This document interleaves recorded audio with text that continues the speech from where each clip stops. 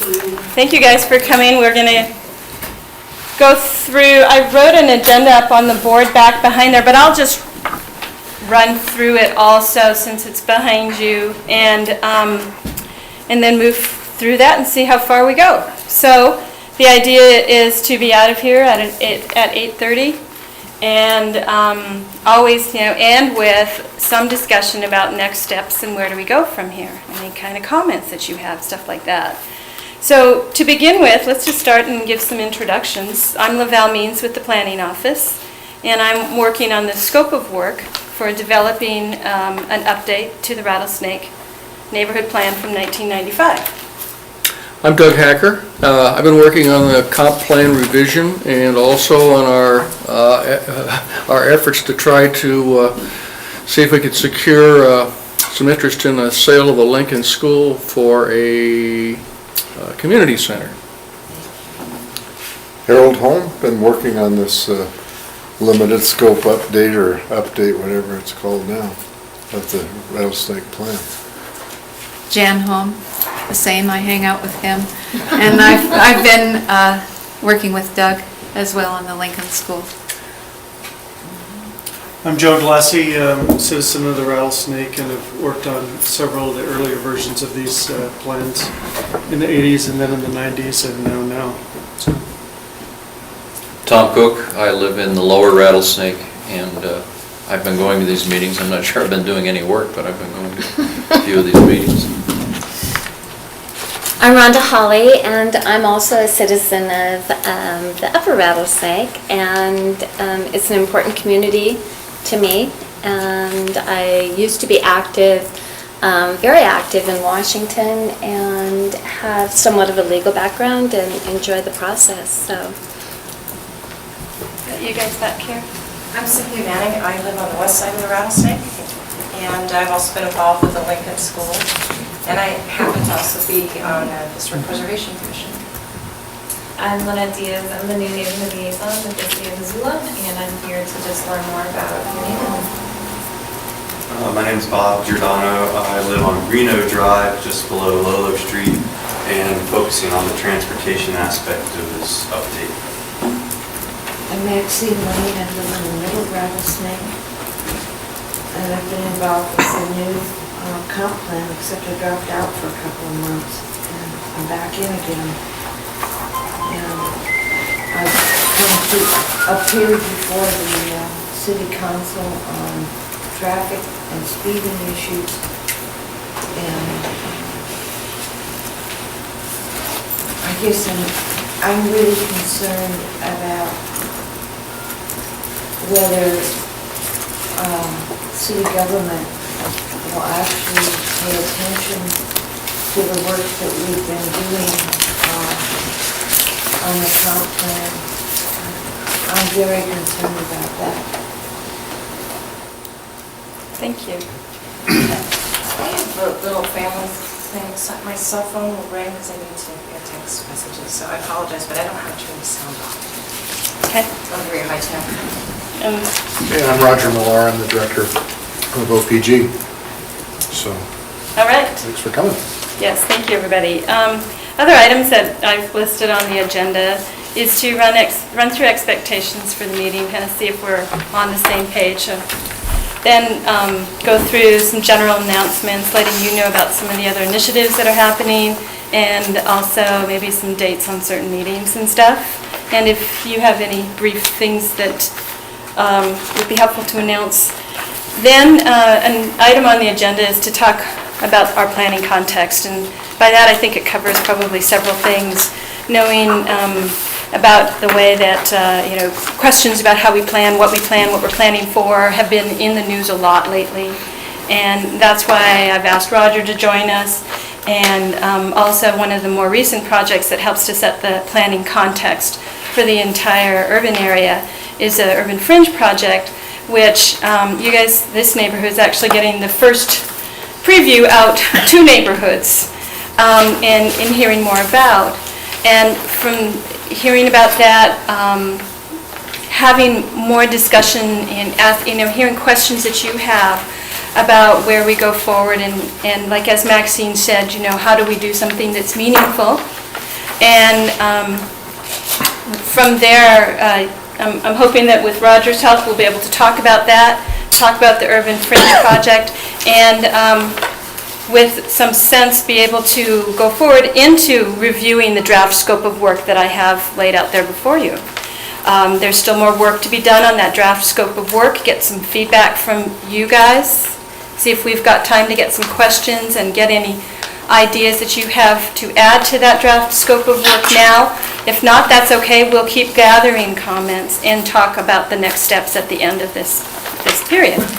So with all of that, we'll go where the questions and the energy needs to take us, because I think with the hard copy material that you have of the review of the draft of the scope of work, we can get that covered. But it's important to lay this foundation of what we're planning for. I think seeing you all here means you all have some sense that planning is important. We've just got to figure out how to make it the most useful and productive element of how to build community and fit within our larger community. So expectations for the meeting, I may have covered what I think is my expectation. Does anybody else have anything they want to add? I would just add, we've been working, the office at Dave Strohmeyer and Heidi Kendall's request came up to a meeting last June in the Rattlesnake. The upper and lower neighborhood councils got together, and the idea of a plan update was broached, and we said at the time that, the city is not going to impose a planning process on the neighborhood, but if the neighborhood is interested in planning, we're certainly interested in working with you. And the goal at that time, kind of like everything we do, everybody wanted to just get it done. And the problem with that is that government time is different from that, and it takes a while to get stuff in the budget, it takes a while to get the energy behind things like this. We were able, working with Dave and Heidi, to get some time budgeted to scope a plan update process this fiscal year. And that's why Laval's been able to work with you guys. And we've been working with a group of folks who chose to get together and put energy into this effort. What we'd like to do, as we said to you when we got started, was get a scope together that we could take out to a broader public and then use in a conversation with council during the budgeting process, and perhaps use with other funders to put something together so that we could actually get started on a plan update this summer. So our kind of expectation is to get your feedback on this scope of work and see if you're comfortable with us taking it to the neighborhood councils, because we really do need to take it to a broader neighborhood council perspective and get their buy-in, because it's going to be up to the neighborhood councils and your ward representatives to champion this in our budgeting process. And the staff, the finance staff at the city are, today we're briefing the council on what goes into the budget and what the bits and pieces of it are. So it's never too early to begin having that conversation with council. We have, when we get into the planning context stuff a little bit, we have set the stage for investment in neighborhood plans in Missoula with both the city council and the county commissioners. There's a lot of interest in doing them in the context of the other things that we're doing, and I'll talk about that a little bit. But you guys are, nothing is ever for sure in this, but I think you're in a relatively good position relative to other neighborhoods in Missoula to get something funded in the next fiscal year, if that's your choice. So I guess what Laval and I are looking to do is get some closure on this phase of the process so that we can go to the neighborhood council leadership teams and have a conversation with them and take this scope out to the broader public. So, and that's why we're here, and also to answer any questions you might have about what's been going on. Yeah. Roger, what is the city's fiscal year? July 1 to June 30. We're in fiscal 08 right now. You know, I certainly appreciate the attention that this comprehensive plan is getting. I have a couple of questions. One, I have to admit, I'm a little surprised at how quickly this whole effort has risen to the top of somebody's radar. I got the impression in June that we were really going to slow everything down. I guess I was kind of comfortable with that. Secondly, there is a question in my mind personally, and I don't wish to start a discussion about it, about the importance or the impact of any plan, quite honestly, judging, or at least as a response to recent news.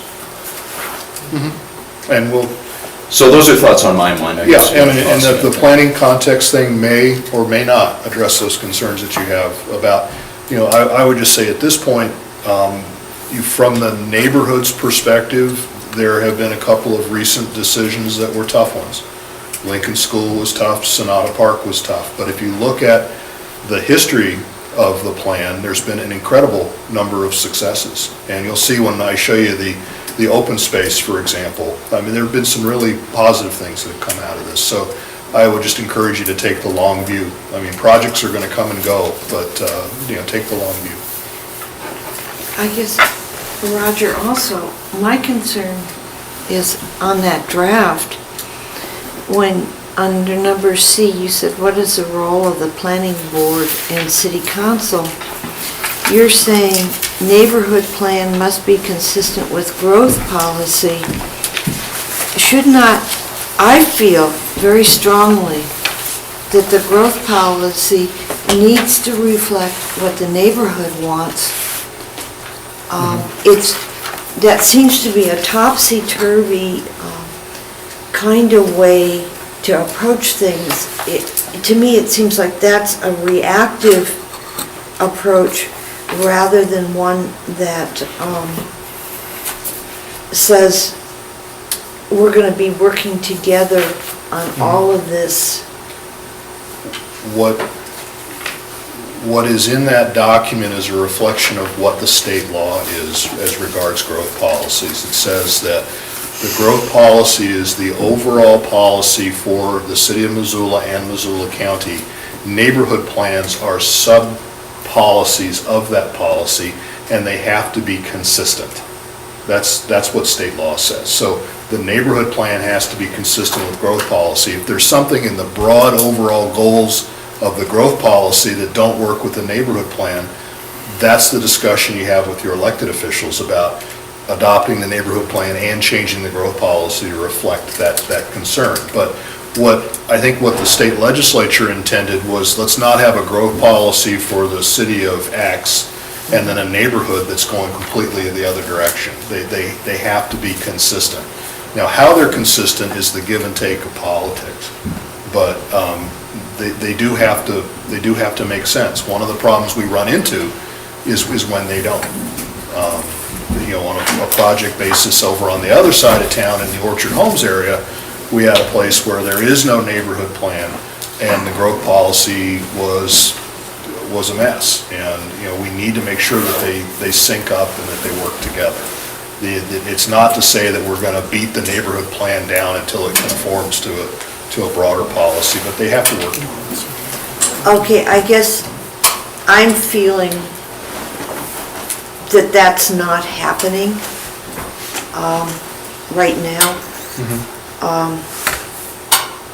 When I look at the number of rentals and the traffic issues that we face on Rattlesnake and the reluctance of the city government to address these issues in a way that is proactive and meets some of the concerns that we have here.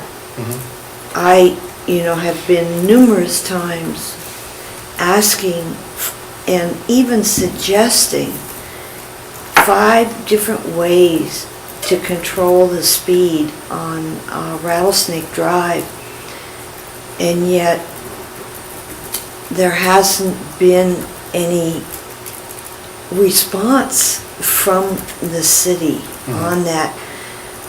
And so I'm really concerned about the amount of work that I've put into the comp plan into other things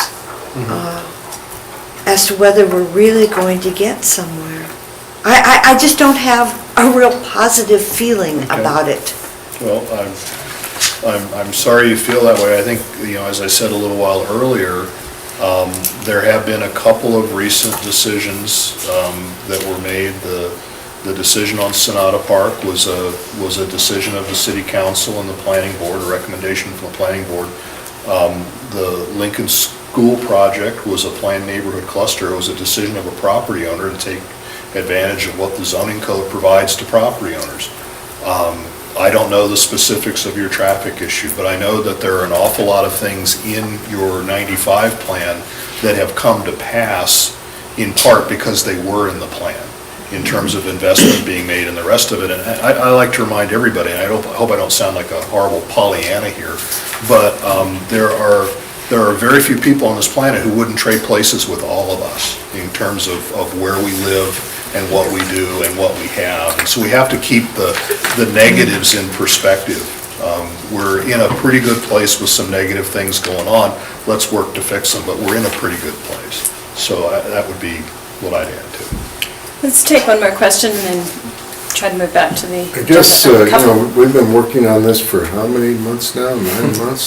Six. Since Six, April. anyway. And First meeting from was the this. beginning, we felt we've been lacking in a lot of data. I mean, it's one thing to write the plan, it's another thing to work from no data. And I guess we're getting there, I hope, but We've been scoping, we've been putting a scope of work together for a plan that will generate the data that you're looking for. We're not actually working on the plan yet. We're working on what is the steps we're going to take. I'm going to give you more data than you probably want tonight and show you where to find it and mess with it. But yeah, there'll be lots of data.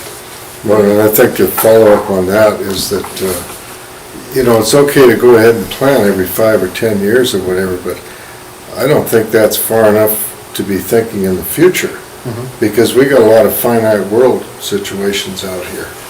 And I think we need to figure those in. You reach a certain point, and maybe you shouldn't be doing any more growth in certain areas, or maybe some areas you should be. That's the kind of thing I think that we're kind of That's falling down on. it's part of the conversation we're trying to have with the community, yeah. Bob, right there. You mentioned the importance of neighborhood councils. Do we know any of the next neighborhood council meeting dates? And do we have any leadership team members of either the upper or lower that are really active with us? You are, Jan? With the upper. Okay. What's our lower looking like? I've had numerous meetings with them, and they're all out there, and the constant feedback I've gotten is, hey guys, you're doing a great job, keep us informed, can't make the meeting.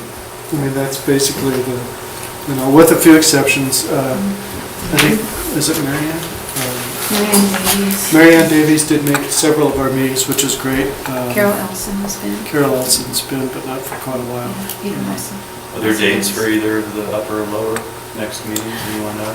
They tend to be kind of opportunistically planned. They're not on a regular calendar that I know of. There's nothing scheduled for the upper Rattlesnake, but there will be a leadership team meeting on the second Wednesday of February. One of the things that Laval and I are working on is this urban fringe development area plan, and we want to schedule meetings with the neighborhood councils to talk about that. So we're reaching out. In fact, we met this morning to talk about that. Council gave us a blessing last week to go out and have these meetings. So we met this morning to talk about scheduling them. So we'll be contacting the leadership teams and trying to set meetings up as soon as we can. So perhaps this discussion can fit into that context. The scoping, I think Bob's wondering about... But bringing the scoping to that same meeting. What are some potential dates and driving deadlines to get a scope out to the neighborhood council, a bigger group? Okay, that is kind of like general announcements. Okay, I have one other question then. In terms of trying to find out information, and you're telling us you're going to have data tonight for us, the other thing on the data that I would like to know is what plans or what things have you heard of in terms of development in your office are sort of being thought about for this whole area, so that instead of having a reactionary meeting, you know, can we hear about them when they're first submitted so that we can have a better handle on what's going on? We're, I think, pretty good at getting, compared to other communities that I've lived in and worked in, pretty good about getting that kind of word out. We're trying to get you out ahead of even the development proposals. One of the problems we have in Missoula is that we haven't been planning for neighborhoods, and as a result, a lot of the growth is being led by the development community rather than the development community reacting to what we've got in place. And so that's one of the things we're trying to get a handle on. But getting that turned around is, I think I said back in June, it's like changing the tires on a moving bus. We can't stop the bus to change the tires. We're doing the best we can, but I think we've made some progress in getting out ahead, and I think you'll see some of that tonight. Okay, Lynette, is it? Yeah, I just wanted to make an announcement. Okay. I wanted to let everybody here know that the Office of Neighborhoods is putting together a neighborhood training series. And the training series is really to help, I sent out a survey in December for neighborhood councils, and I got a lot of responses from people. And basically wanting to increase the visibility of their neighborhood councils, increasing participation of the neighbors in the neighborhood councils, learning different skills for outreach, how to get information to people, how to best handle being proactive versus reactive, and things like that. So I do have some handouts tonight that I will place back here, and it's basically the training schedule. And the first one is just a neighborhood council orientation, and that's for anybody who's interested in being involved in the neighborhood councils that would like a general orientation of how it all works, what can you achieve, how do you get involved, what are the programs and resources available. And that's February 21st. And then March 18th, there's a leadership development training for leaders, leadership teams, looking at what effective leadership is, what's your leadership style, how do you lead given that style.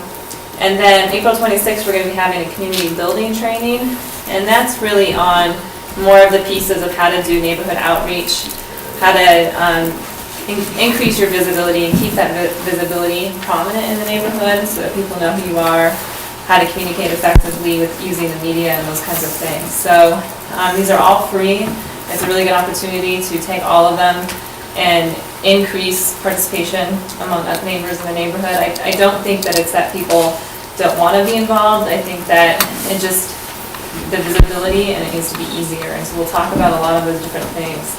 And so I would put these out, but there's a save the date, all of them are there. My information is here, so feel free to contact me. What times are like the first one? The February 21st is 6 to 9 p.m. and it's at the Baptist Bethel Church. Trying to do a central location. I'll leave some extras so people can hand them to neighbors and invite anybody. It doesn't have to be people that's already involved. It can be anybody. Yes. So let me know if you have any questions. All right, thank you. I think some of the other planning initiatives that I was going to mention is at the end of Roger's presentation here, so maybe we can move into that and then get some time for questions and brainstorming after that too. So let's go on. Harold wanted some data, so we're going to do it here. This is the beginning of a project that the city and county are working on together.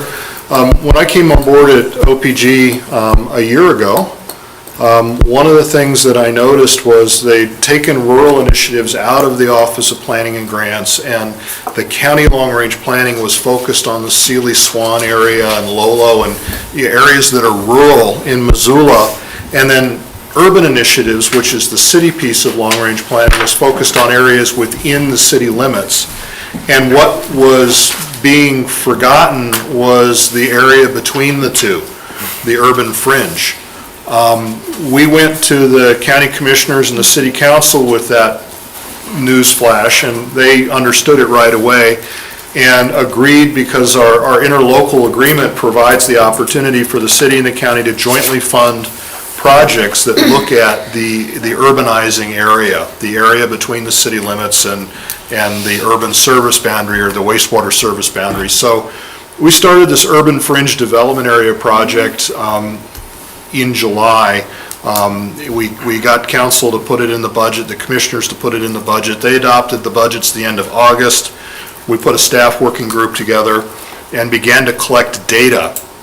And I'll apologize in advance. We are usually guilty of one of two things: showing up at meetings with no information and saying, we're going to do a project, what do you think? And everybody gets upset because there's no info to comment on. And the other thing we get a little bit of grief on is when we come to meetings with too much stuff and everybody says, well, you've already cooked the decision, why are you bothering involving us in the first place?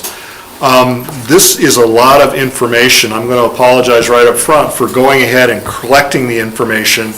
It's factual in nature. There are no value judgments here. It's intended to be information to begin an informed conversation in the community. We rolled this out last week to the city council and the county commissioners, and they've asked us to take it out to the neighbors and show them where the data is, show them how to work with the data, and manage the conversation that results. So you guys are the first group outside of the council and commissioners to see this. We always look for a catchy title, and with a Norwegian mayor, somebody came up with Urban Fringe Development Area, or UFDA. Marilyn Marner at the council meeting says, doesn't that mean like, oh shoot, or something even worse than that? And I looked it up on the internet, and what I thought was this great definition that kind of caught my mood. One of them was, I am overwhelmed.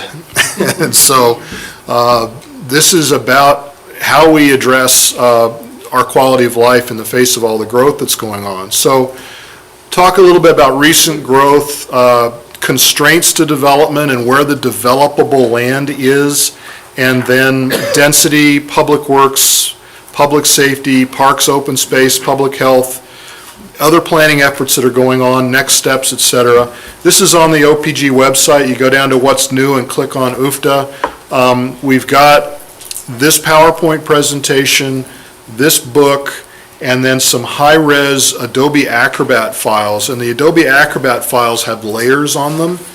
And when you look at this data, you can turn the layers on and off on top of an aerial photo to compare, well, let's look at wells and septic tanks, or whatever. So it's designed for people to be able to play with the information and come up with their own conclusions. Recent growth, we're planning for about 15,000 new dwelling units, new households over the next 20 years. This is based on the last 7-8 years of building permit activity. It's based on the impediments to affordable housing study that we did. We asked the consultants to look at growth rates and where we were going to go. It might be 20, it might be 10. You know, the one thing about a forecast is it's usually wrong, but as a target to shoot at, 15,000 dwelling units over the next 20 years is a reasonable, educated assumption to make.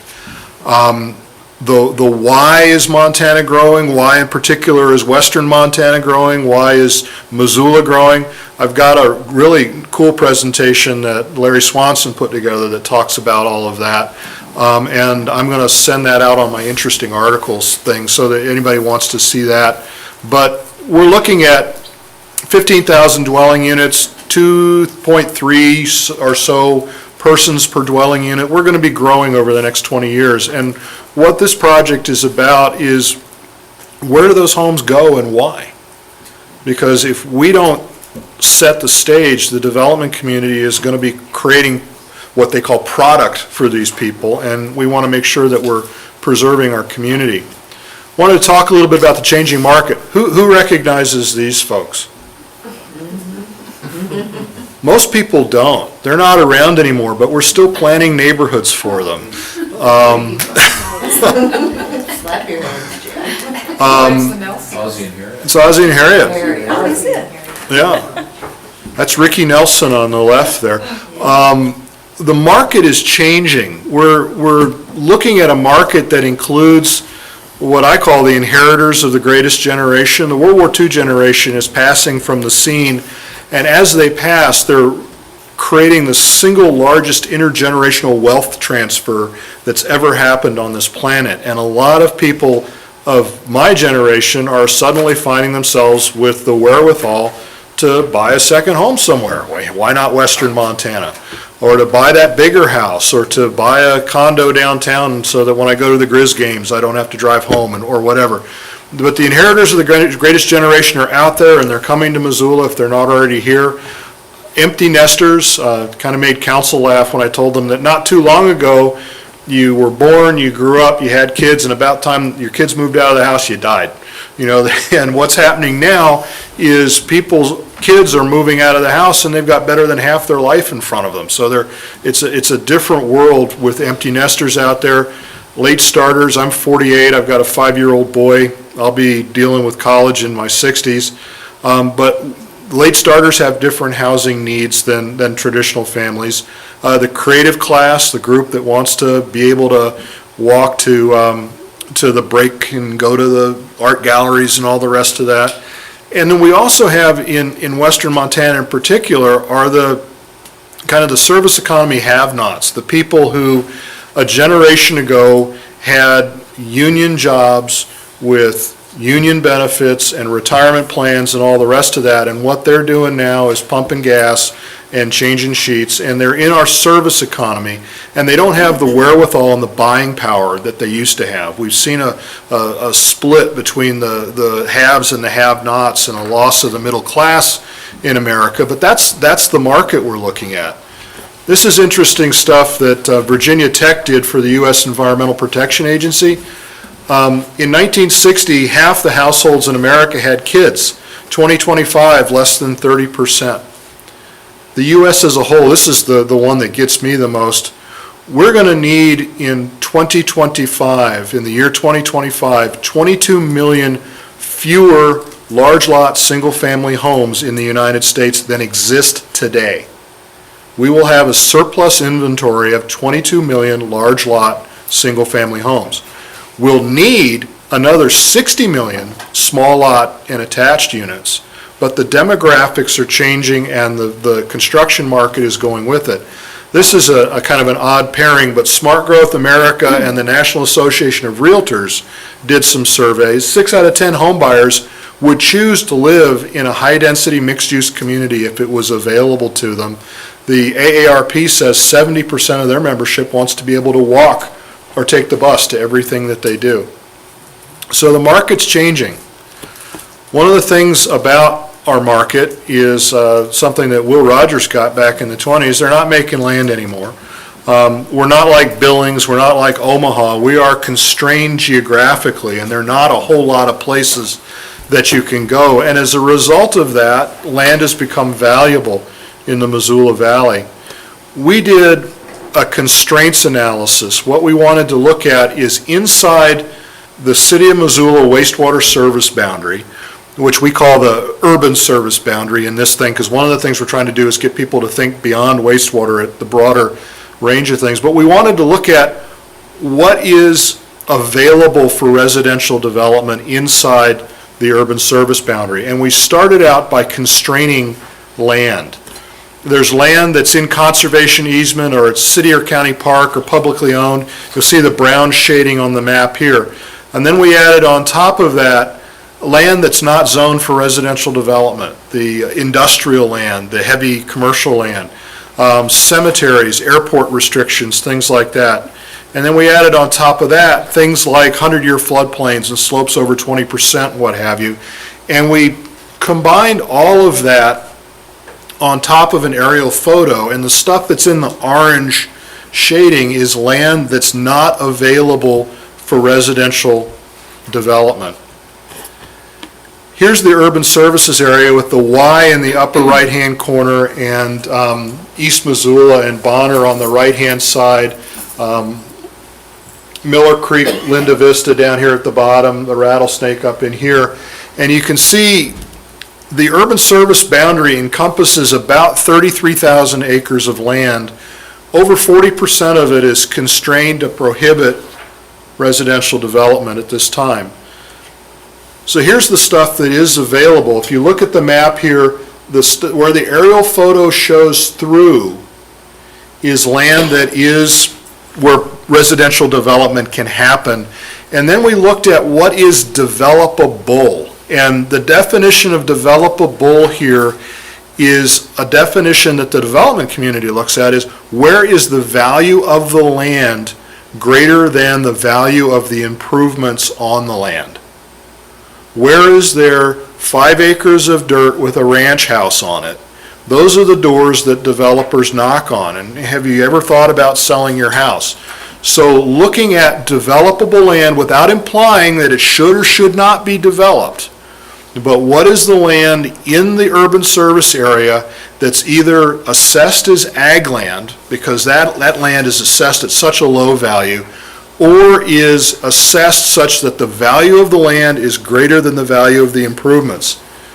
We've got 6,952 acres of land inside the urban service area that meets that definition. If you were to develop that land at its maximum zoning potential, what it is zoned at today, you could put 32,760 more dwelling units on that land. Remember, we need 15,000. 32,760. Now that's assuming that commercial land will support 50 dwelling units to the acre, and every piece of commercial land that's developable develops at 50 dwelling units to the acre. But if we maximize the zoning potential of that developable land, that's where we could go. I'll say it again, and I'll probably say it at least one more time. When we mapped it as developable, we're not implying at all that land should or should not be developed. It just meets that definition that the land's worth more than the improvements. Tom, did you have? Could you explain your definition of developable again? Something about land value and improvements? Land value and improvement value. When you look at your property tax bill, it gives you the value of your house and it gives you the value of your land. If the value of your land is greater than the value of your house, it's on this list as developable, because it's within the realm of possibility that somebody's going to buy that and either build something else around it or knock it down and build something again. Yeah. So if you have a hay field with a horse shed on it? It's developable in this definition, because we also put the agricultural and farm lands in here. Now, again, we're not saying it should be developed, we're not saying it should not be developed, but it's not constrained by zoning, it's not constrained by floodplain, it's not constrained by steep slope or anything like that, and the value of the land is greater than the value of what's there today. And that's the kind of land that people look at to develop. That would be the definition. Yeah. Roger, one question on that is, I can totally appreciate how you've set that criteria up, but it's almost meaningless to keep talking about those acres as being developable unless you take into account some really hard stop issues like transportation, how that's going to accommodate those. That's coming. Well, That's, I mean, what we wanted to start with and was... 5 others. What we wanted to start with, and that's all coming too, I said, what we wanted to start with was what is developable land by that definition, and then peel away, and you know, if this much is developable, what should be developed? And based on what? That's the conversation we're trying to start. Maxine, you have it? Okay, as long as you're going to be peeling more out, because I think, you might just come across what I'm concerned about. No, believe me, no one expects 32,760 units to develop on this land. A lot of this land will never develop. Part of this 6,952 acres was just put in conservation easement by the Line and Rimal families. It hasn't closed yet, but it's still in the figures here. There's land that definitely won't develop. There's other land that definitely will. But this is land that's out there. Somebody might own it. There's no conservation easement on it. It's zoned for residential development. Their intent is that they're never going to develop it. What are their heirs going to do with it? What are their grandchildren going to do? Those are the things we need to look at. So just in terms of a base of information for you, there's that much land out there. If we built it out now, we, as a community, our density, the Missoula Urban Service Area, has a net residential density of 2 dwelling units to the acre. We are as a community built out at 2 dwelling units to the acre.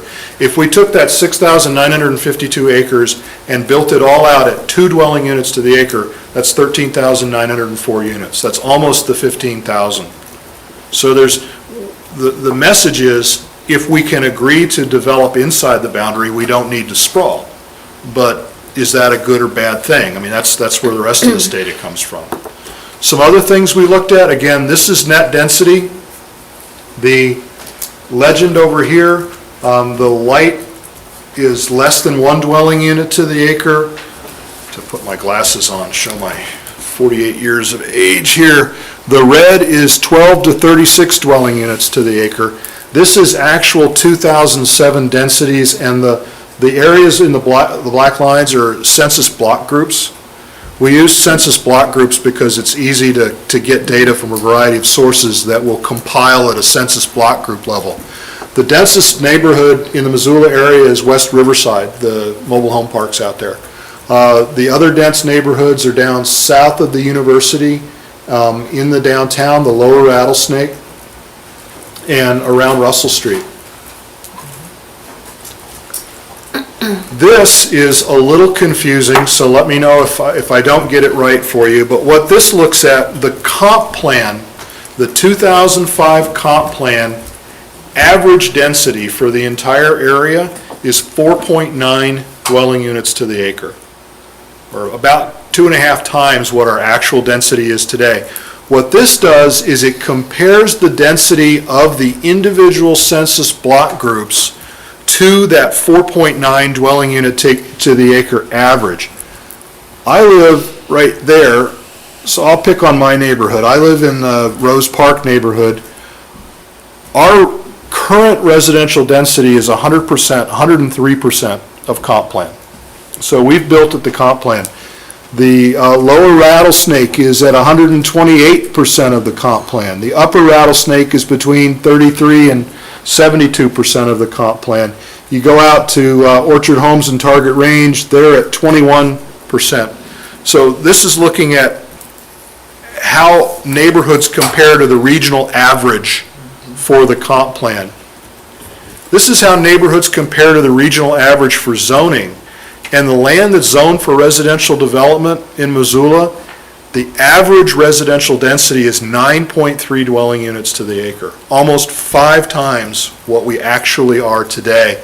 A lot of that is because of the commercial, industrial, and mixed-use zoning. Yes? Neighborhood covenants, how does that play into this Neighborhood covenants are analysis? between you and your neighbors. The zoning of the land is where the Is city totally will different. regulate it. But if your neighborhood covenants preclude your neighbor from doing something, that's a contract with your neighbor. How is that included in here? is It's what I'm- not. Not It's at all? It's what Okay. we're looking at is the 2007 estimate is where people live today. The And- zoning is how the land is zoned. Okay. That 9.3 dwelling unit average density, this compares the density in the individual census block groups to that 9.3 regional average. Again, going to my neighborhood, we're at 54% of the regional average zoning. There's only one neighborhood, well, there are 2 neighborhoods or 2 block groups in Missoula that are at or above 9.3 dwelling units to the acre, south of the university and over in the West Riverside. If you look at the lower Rattlesnake is at about 67% of the average, and you go out to Orchard Homes, that area, it's about 11%. This, a lot of times when we have a conversation, when we're out in the Orchard Homes area, they're saying the comp plan says 1 dwelling unit to the acre. You're proposing zoning that's denser than what the comp plan says. This is a comparison of zoning versus the comp plan. In most of Missoula, the zoning is at least twice what the comp plan density is, because most of Missoula was zoned before there were comprehensive plans and neighborhood plans and the like. My neighborhood is it's zoned at the comp plan. Out here, West Riverside area, 762%. They're zoned at 762% of what the density of the comp plan calls for their neighborhood. You look along Russell Street there, 220%, 230%. Over in the north side, west side, 250, 367%.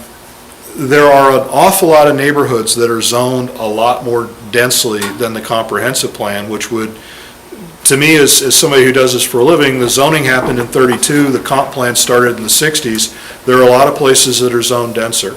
But this might give you an indication of why somebody who lives on Russell Street's not real sympathetic when somebody says, you're proposing to zone me higher than the comp plan, because, well, welcome to the club, is a reaction. What they're concerned about is, we're already twice, 3 times the comp plan, and people are trying to infill in our neighborhood. That's where we have the arguments in those areas. So, again, this information is online. You can look at it and Roger, would you talk to us about the rattlesnake on that slide right there? the numbers, yeah, these are, the lower rattlesnake is at 101%. The upper rattlesnake is 201%. Is it a 1? Yes. Trying to think if it's a 1 or a 4. And the upper is between 107 and 190% of comp plan, in terms of the current zoning. And of course, it's a plan, and zoning is a law. Is a law, correct. And one of the things that we've been talking about is that we want to do plans concurrent with zoning, and that's something I'll talk about at the end of this. This is some of the transportation stuff, and again, we've got all of this on layers, and you can turn it on and off and look at it. The green lines, that's Mountain Line's existing transit network. The blue lines are the bicycle network, the bike lanes, and we also have in the dashed red the existing and proposed off-street bikes, and then the non-motorized trails. All of the Parks and Transportation Department's data is on the map showing where that is. This is projected 2025 road deficiencies. When you look at the red and the green and the yellow, everything that's green on the map is projected to be at capacity by the year 2025. Everything that's yellow is projected to be 10% over, and everything that's red is projected to be 20% over capacity. So you can see Van Buren and the part of Rattlesnake is red, going to yellow, going to green, all the way up to where we're at. Greeno is in green. Reserve is red, Mullen is red to green, Lower Miller Creek is red, Upper Miller Creek is green, 39th, Stevens, you name it. The places where the growth is happening are places where we have transportation capacity problems. And, by the way, we don't have any money to fix any of them. There's, the state came to the Transportation Policy Coordinating Committee last week and told us the best case is we'll have the same amount of money as we've had while our purchasing power goes down. The worst case is the feds are going to cut transportation funding 40%. So we have people that want to build a train to Hamilton, that want to build a bypass around the west side of town, that want to build a bridge across the Bitterroot into Miller Creek, that want to build Russell Street, that want to build a robust transit system. We're going to have to pick 1, maybe 2 of those things in the next 20 years in terms of what we're going to be able to afford to do. So as we look at where 15,000 people go, transportation is certainly going to be something that's on the list. This is the city of Missoula's sewer system in red, and the black is extensions that are currently underway, and the kind of the orange are pressure lines and things like that. So you can see where the sewer system is today, and the urban service boundary is also the wastewater service boundary. This is Mountain. Is there a question? Go back to the sewer. Would you point where the sewer is up here in the Rattlesnake? All that red up there. But isn't there a section in there of which there is not Oh, a sewer? there's a lot. There's a lot over there. And I'll get to the septic tanks here in just a minute. But this is sewer. This is Mountain Water's water system. You can see the water is over on the west side where the sewer isn't, and the water is up above where the sewer is. Mountain Water's service area is actually larger than the wastewater service area, but their system is pretty much east of Reserve Street and up Grant Creek, up the Rattlesnake, out to East Missoula a little bit, and down into the Linda Vista area. The boxes are where Mountain Water is doing expansions. So you look out at the Y or out Mullen Road, there are a lot of areas where residential development's happening where we don't have Mountain Water's system. What's coming out of the aquifer? These are wells in Missoula. These are septic tanks in Missoula. And you were asking about the Rattlesnake. You can see where the sewer hasn't gotten or where people haven't hooked up yet. We have been working for 10 years at least on taking people off of septic and getting them onto the municipal sewer system to protect the groundwater aquifer and the rest, and avoid this situation where we have people literally flushing into their neighbor's well field. I mean, these little targets on the map are areas of high nitrate concentration in the groundwater, and the gray and the brown are medium and high septic densities outside of the city. They haven't mapped them in the city, but those are medium and high septic densities. To give you an idea, if you look at the Orchard Homes target range area, or actually kind of east of Reserve and the Franklin to the Ford area, there's still a lot of work to be done. And down in Linda Vista, the area that's still in the county, is still a lot of septic. This is a composite, and one of the things you can do in terms of playing with these things is you can turn all the layers on and then look at the developable land down through where the transportation infrastructure is, where the water is, where the sewer is, and where it is not.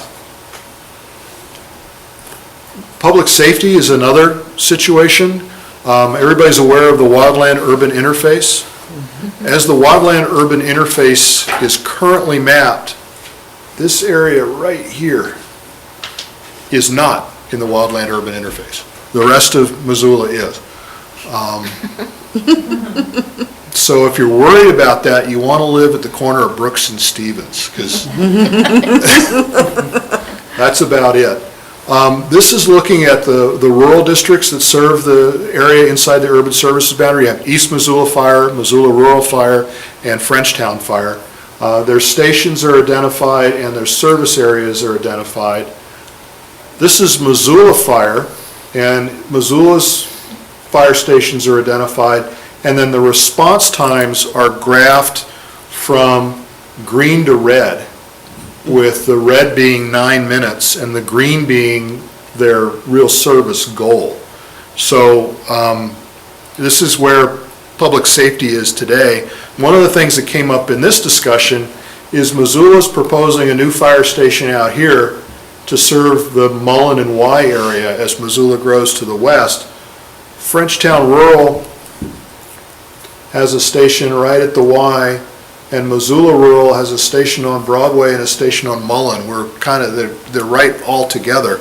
We may have a bit of a duplication of effort going on that gets into fire district tax base versus city tax base. It gets into fire district labor relations, the use of volunteers, and all the rest of it. But we have a public safety concern to address, because as growth happens, we want it to happen in areas that the fire department can get to.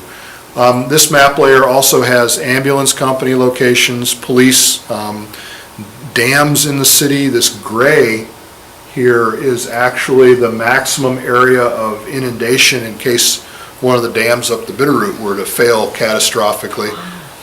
So there's a lot of public safety data there to consider. And if you look at the Rattlesnake, most of the Rattlesnake has a pretty good response time, but some of the upper regions are getting out of the green and the yellow and more into the red. On that one, you don't have a layer that shows the agreements between county and city. This group has been interested in county relationships, and I think especially with fire management. There's actually, if you look up here, there's a little green cross at the top of each of the canyons, and those are places where Missoula City Fire Department has an automatic aid agreement where when a fire alarm, when somebody calls for a fire, Missoula City Fire goes there rather than Missoula Rural. Even though it's in Missoula Rural, it's outside of the city and it's in Missoula Rural's tax base. There's an area in East Reserve right here, right across from Missoula Rural Station Number 1, where Missoula Rural goes automatically rather than City Fire. This is Parks, Open Space, and Public Health. This first map in this series looks at the prime agricultural soils. The orange is defined as prime ag, or it's been identified as prime ag. The purple is land of statewide importance, and the tan is land of local importance. I'm not a soil scientist, so I don't know a heck of a lot what that means, other than it's all good dirt, and the prime ag is really, really good dirt. We talked with CFAC, Josh and Paul and that group about what their goals are, and what they're trying to do is identify where the farming is going on now, and then where there's land available that could be farmed in the future. This kind of light green overlay that's a little hard to see is land that is currently assessed as farm and ag.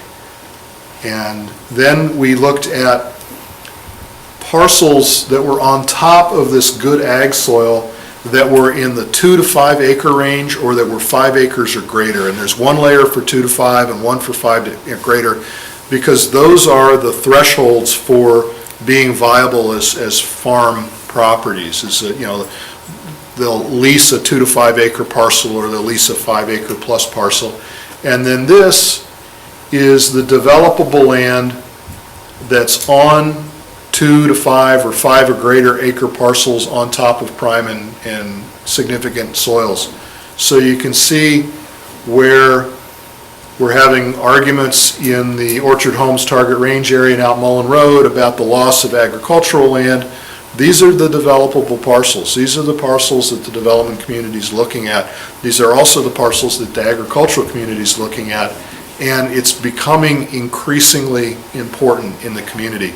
We weren't having this conversation 5 years ago about the ag soils. I mean, there were people in the community, but it hadn't reached the level that it's reached in the conversations today about the importance of maintaining a local base of agriculture. You're showing the peas farm up there, aren't you? No, it's actually Dave's land. Dave's, well, okay, so what's The peas Well, the farm peas farm might not show up as doesn't show up as developable. It's developable. school land. Yeah, it's school land, so it's not, I mean, again, Good. this is data, this is a work in progress. As soon as they sell it, it's, right now, it's public land, unzoned. As soon as they sell it, it's gonna turn yellow, like the other properties that are in private ownership that don't have easements on them that are unzoned. But the green up there is, I think it's actually Dave's piece of land. Dave, who? Harmon. Then, what about the county-owned land right across from my house? Or not Well, county, but it's, What that was agricultural land. Right. This is the parks and open space, and this is where, we were talking about, do plans achieve anything good? These little circles here are the cornerstones. The green are city parks, and the hatching is conservation easement, either in place or being closed upon right now. So when you look at the Cornerstone program, you look at the river valley, you look at the hillsides, you look at the rattlesnake is virtually cocooned in public land. It's in public ownership, it's in conservation easement, it's protected forever. Notable exceptions that everybody gets very upset about, but look at that, it's green all the way around. We've done a pretty good job down in the South Hills. We've done a pretty good job in the river corridors. We've done okay in the North Hills, but there's some places where there's significant gaps, where there's land that's still in private ownership. It's outside the urban area, but it's potentially developable. The other thing that shows on the map, the magenta, Those are neighborhoods that are park deficient, as defined by the Parks Department in terms of square feet of park per capita. There are also layers in here that show places where we have river access, places where we want river access, places where we want grade separated pedestrian crossings of major arterials and the like.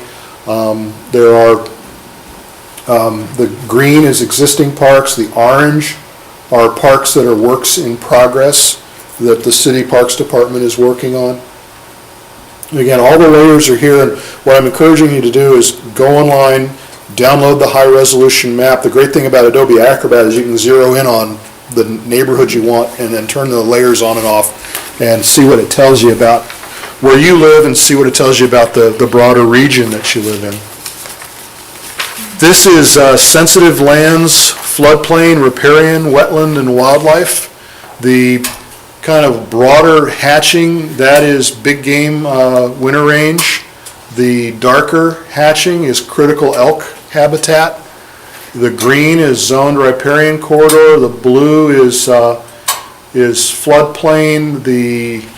There's another shade of blue out here that's prime birding habitat.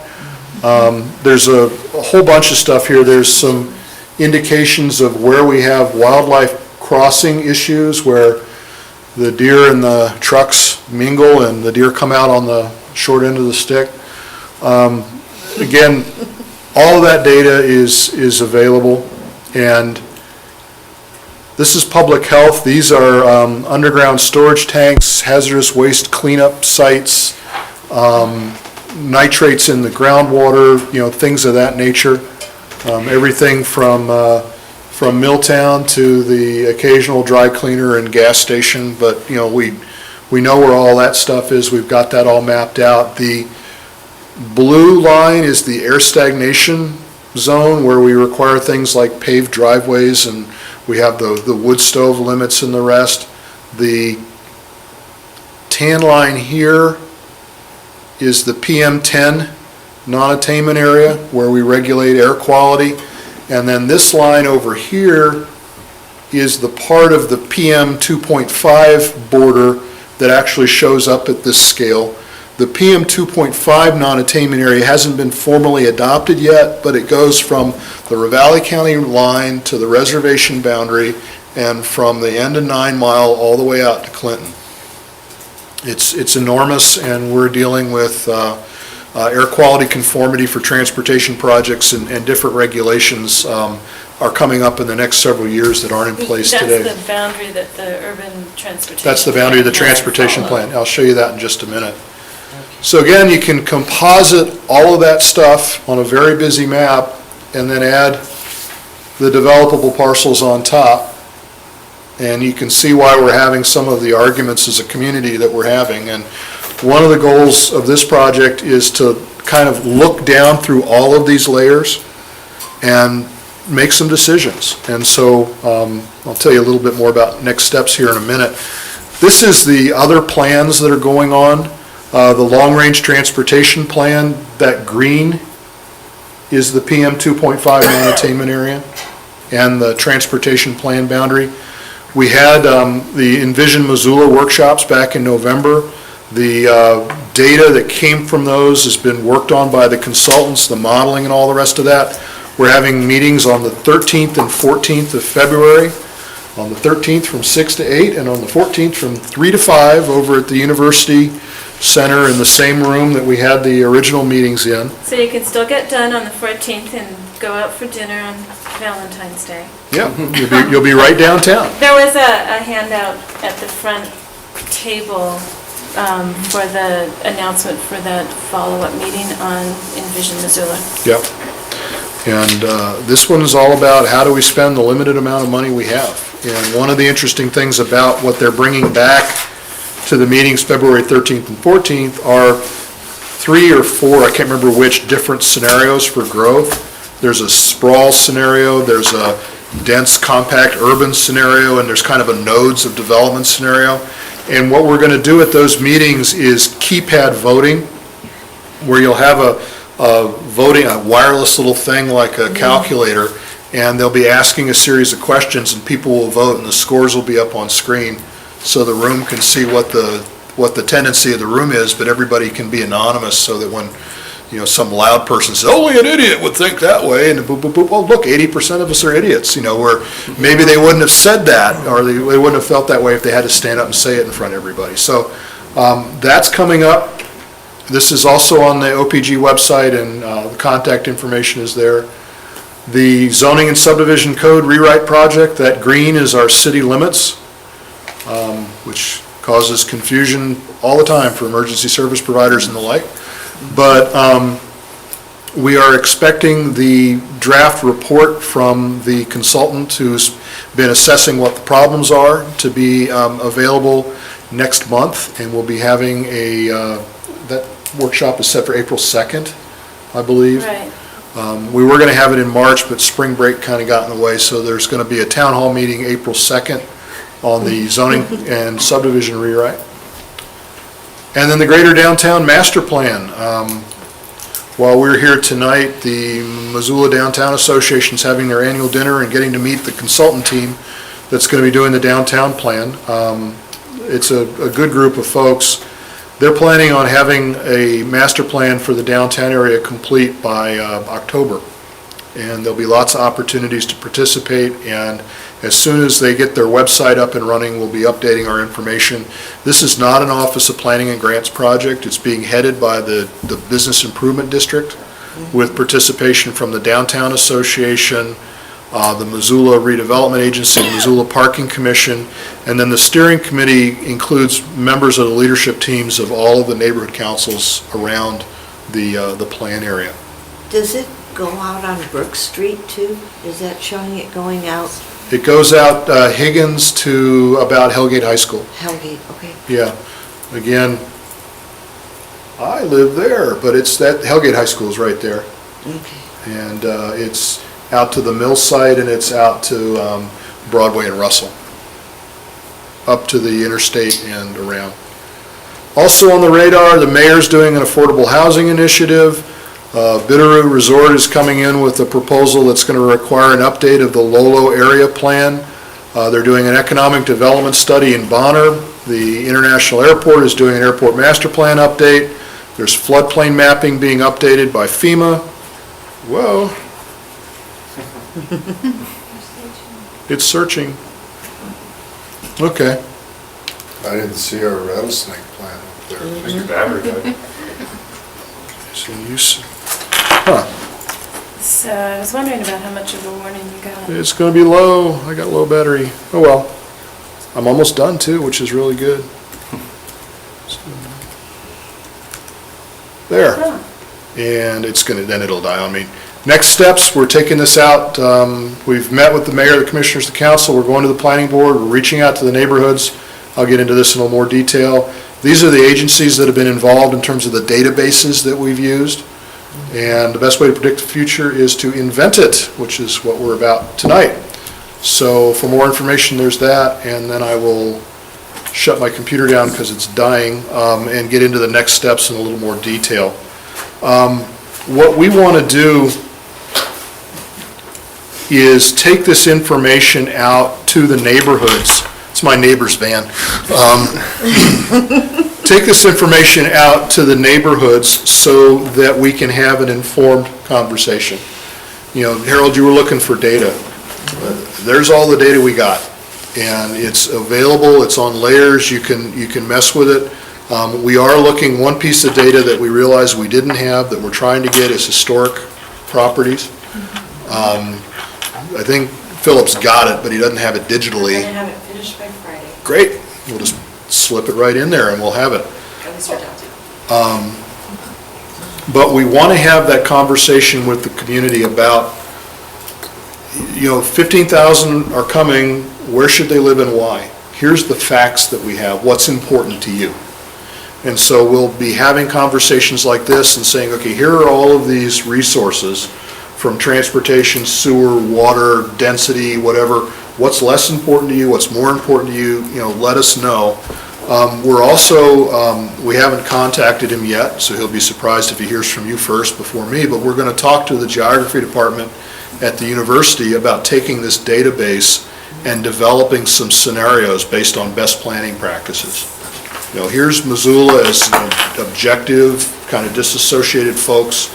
Do an analysis and give us a couple of options in terms of growing up, growing out, what have you, that we can kick around. What we want to do is develop some scenarios to test different assumptions. If we had a scenario that protected ag land, or a scenario that was the most efficient use of infrastructure, or a scenario that resulted in the lowest average density, or whatever those scenarios are, we want to put those together and go out to the community and find out what people like and don't like about them, and then put together a map of where the 15,000 units go that can be adopted as a part of the growth policy, so that when we come to your neighborhood, say, let's do a neighborhood plan, we know how many to plan for. And when we go to Orchard Homes, we know how many to plan for. The Orchard Homes neighborhood very, very much wants to do a neighborhood plan. City, county, we're working on putting something together for them next fiscal year as well. But a neighborhood plan that preserves the status quo isn't worth spending any money on. A neighborhood plan that is designed to address growth issues in a responsible way while preserving quality of life is worth making the investment in. At least we think it's worth making the investment in. And the other thing that is worth making the investment in is doing the zoning concurrent with the planning effort. In the county, we are now no longer updating community plans without bringing the zoning to the commissioners at the same time. What we've done in the past is we've done the neighborhood plan or the community plan, we've declared victory, and then everybody's gone away, and then the zoning happens. And the zoning either happens or doesn't happen right then, or it happens or doesn't happen 15 years later.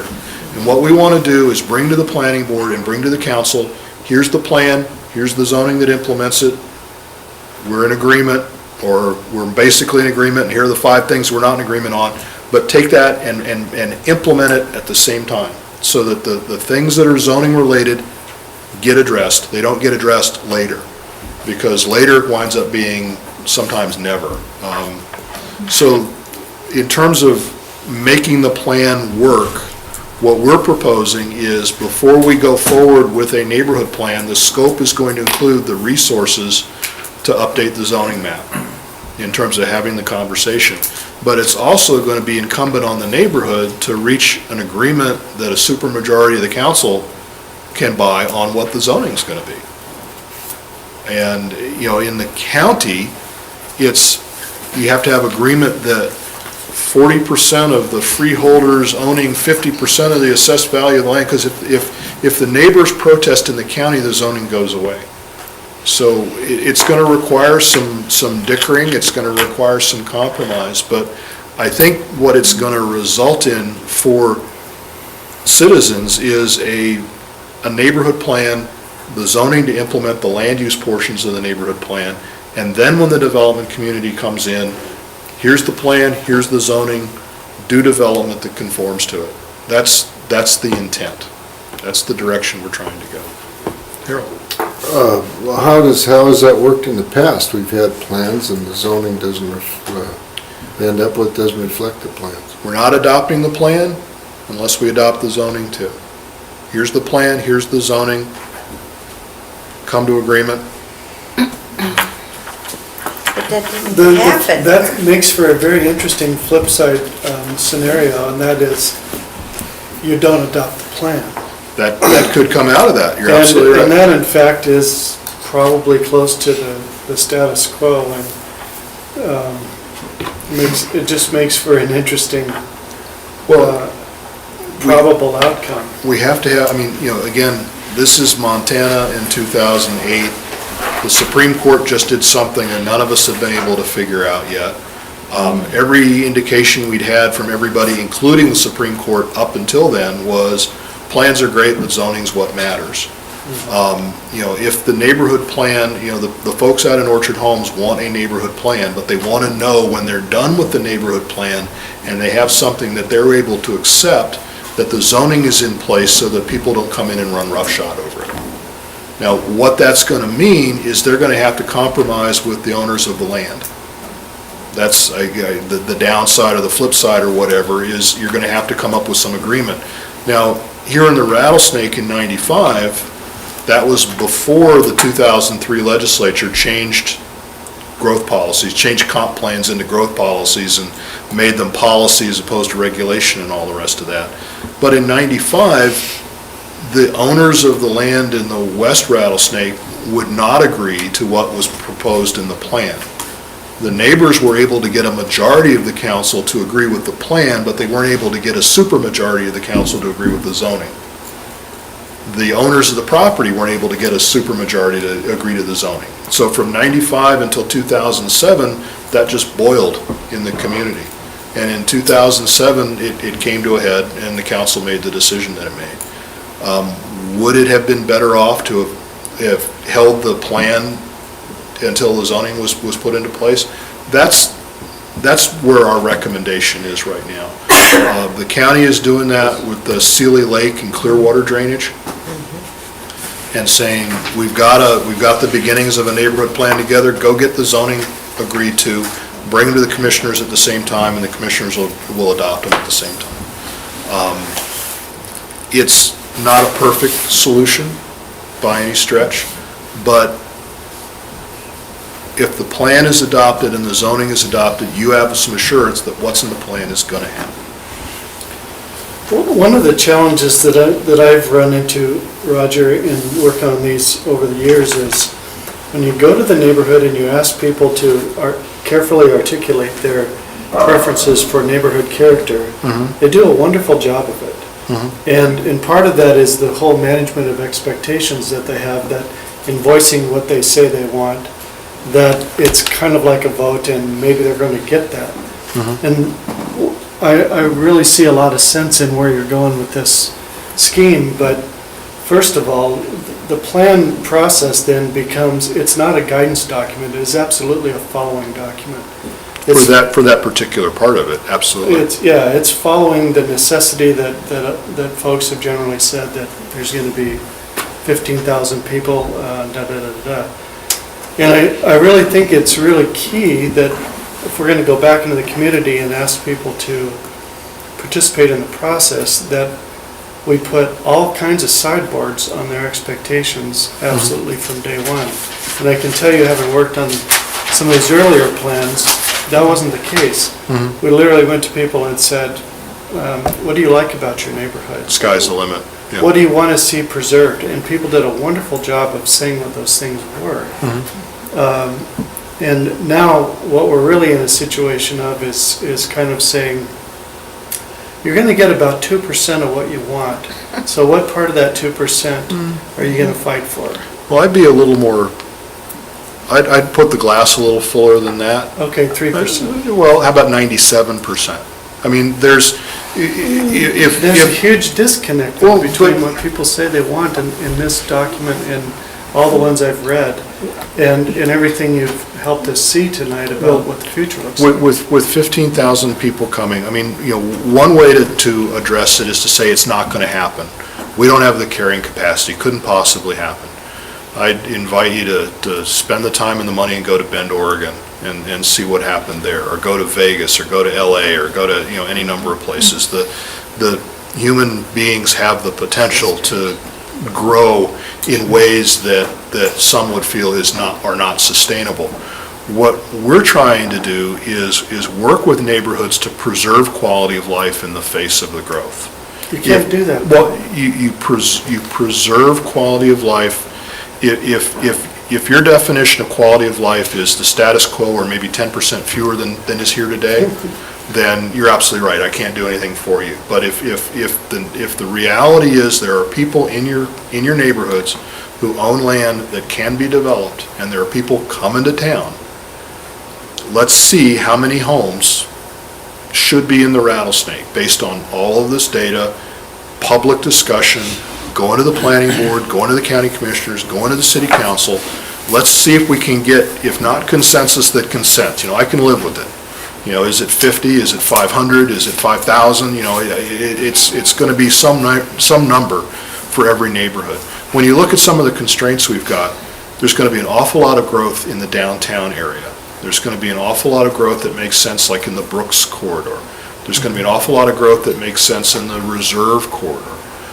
There are other places where there's going to be some growth, but, you know, how much? It's a question of having that community discussion about what's important. If prime ag soil is the key thing in the community's mind, then places like Orchard Homes and Target Range and Mullen Road aren't going to see the kind of development they've been seeing.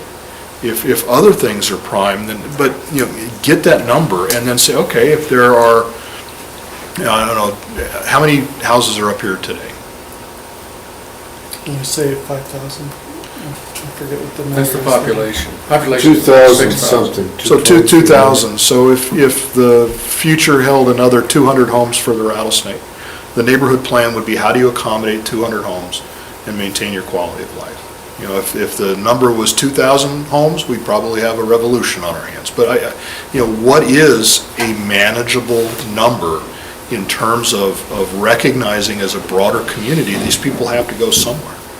And then develop the neighborhood plan based on it. Bob, you've been looking to say something. Now, that manageable number, is that what this is going to attempt to do? Yes, It's going to allocate those 15,000 homes throughout the valley that's the goal. into different neighborhoods, and then the zoning would match that? Then we do neighborhood planning and zoning to make that happen. And would it be a zoning that the build-out would match that allocation? We've already, I mean, I think I showed you, we've already got zoning for 40,000 homes. So Yeah, so you're going to be down zoning? we're going to be looking at where is it appropriate to go. It may be that we don't need to do anything to the zoning. You know, but if somebody wants to rezone their land and, you know, I can build a house on it now and I want to build 10, we'll go, well, does that kind of order of magnitude change make sense, given that we only need X in the neighborhood, yes or no? You know, that's part of what we want to do. Roger, Just follow up real quick. So, but a lot of this is going to come down to individual homeowners saying, does that zoning work for me or not? Yeah. It's going to be people giving up develop rights, basically, right? Giving up existing entitlement, yeah. And it's going to be us looking at, you know, do we as a community, we've got the mill site approved. There's 900 homes there. We've got Teton Ranch at Malone, or Teton Addition at Maloney Ranch, there's 1,000 homes there. We've got other subdivisions that are approved that aren't built on that are probably 2,000 or 3,000 other homes. You know, taking that all off of the 15,000. How many do we want to have in Frenchtown? How many do we want to have go to Lolo? How many do we want to have go down the Bitterroot? And all of those decisions have implications, because if we say we're shutting down, everybody go down the Bitterroot, they're all going to be driving back into town. If we're also looking at tools for places where, say, the valuing of agriculture becomes more important than the ability to develop there, then we want to get real serious about transfer development rights. That might be another possibility in the Rattlesnake. If there's a sense of certain number of particular units, but the valuing of where they happen means, and about how it happens, means about transferring rights from one place to another, and you get serious about some kind of a program like that. And then after 20 years, I mean, we don't stop. No. So we'll revisit in 5 years, and we'll revisit again. The long-range transportation plan is looking out at a potential doubling of population. So we're beginning to look that way. I mean, you know, you could say, you know, I used to do a lot of work with the National Park Service, and I work with the superintendent of the North Cascade National Park, who used to work up in Alaska with the native tribes, and he went in when they first did Wrangell St. Elias. He was the first boss there, and he went in to meet the tribal elders, and he introduced his staff, and the chief said, "Where is your 1,000-year planner?" You know, the Park Service has a commitment. They preserve forever. That's the nature of what they do. The nature of what we do, we look in 20-year cycles. So we're doing a 20-year plan that we update every 5 years. And one generation. We're doing one generation, not 7. Not 7. Yeah. And look how much trouble we have with 1. Okay, I have a question. Yeah, Maxine. In the process, of doing this zoning and planning for development, how are we going to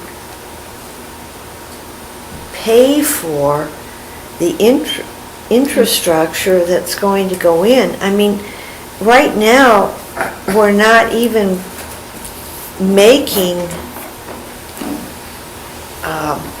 the roads safer or providing more mountain lion or better plans for fire evacuation for, those of us in this valley.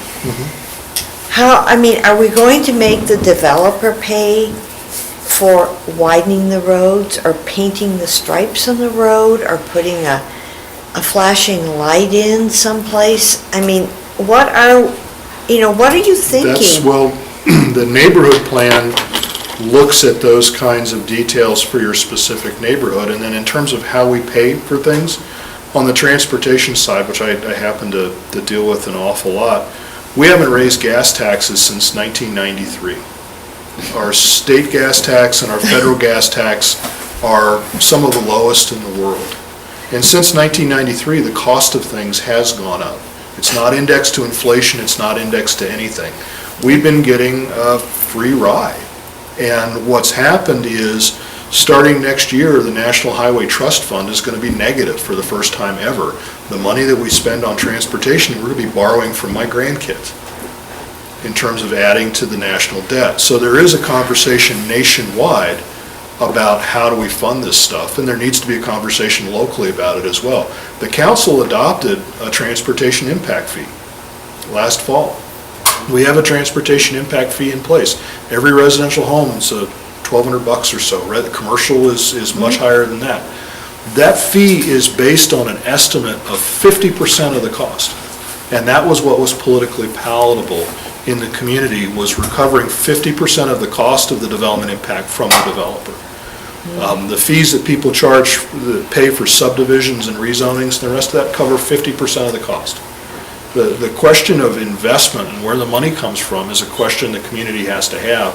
What we're trying to do is get the information out to folks like you so you can see the magnitude of the problem. And one of the ways to keep the investment down is not build stuff way out where we have to build big new roads to serve it. That's a way of keeping costs down. Another way to keep costs down is to invest in transit. It's a cost shift.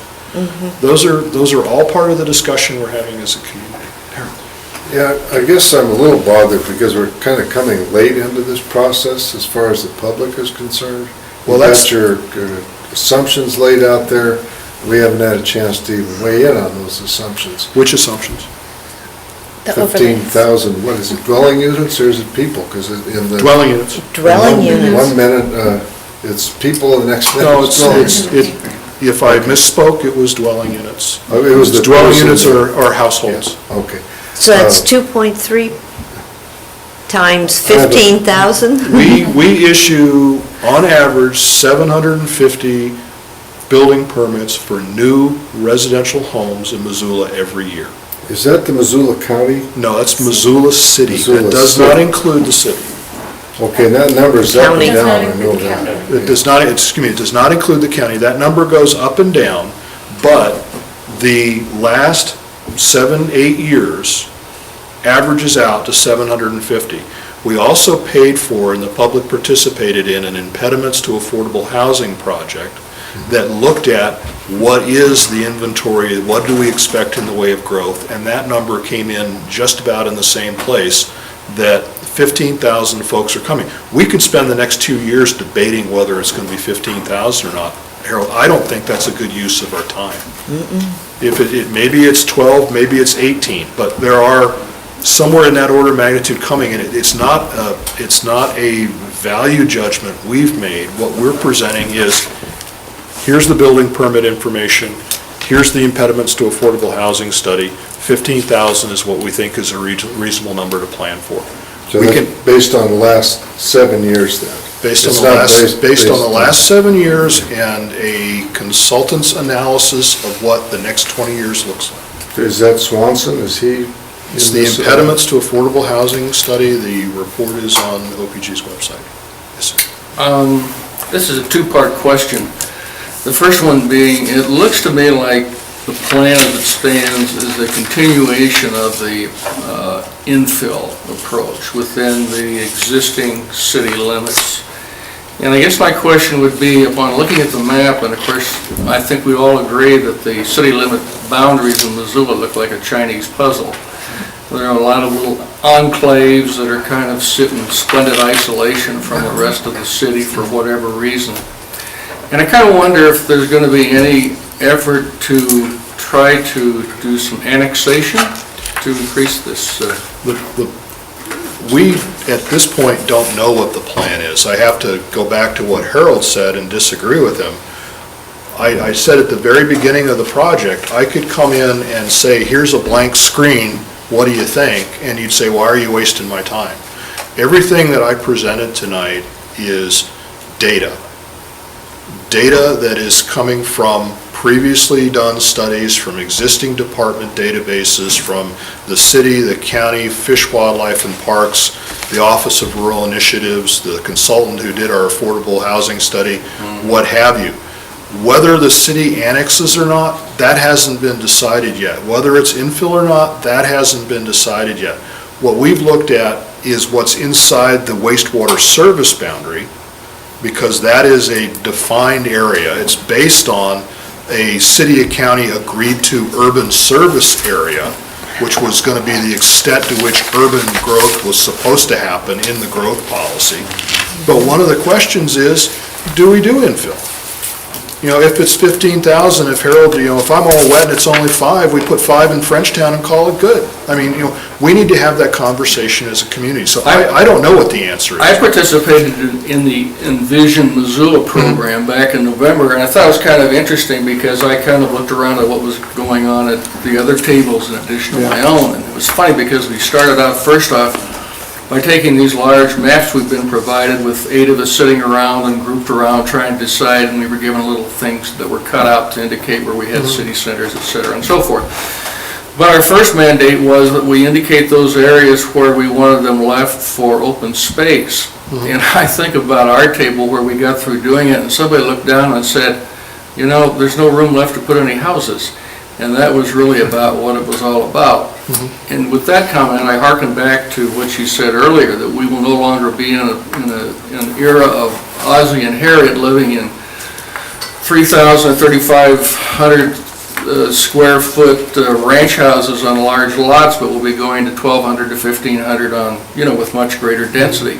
And that leads up to the question that I have. I've seen where, as far as the mill site goes in McCormick Park, and this kind of goes along with people's hope, as I saw in the Envision Missoula, to run the Bitterroot Spur up through there, which would be a natural progression.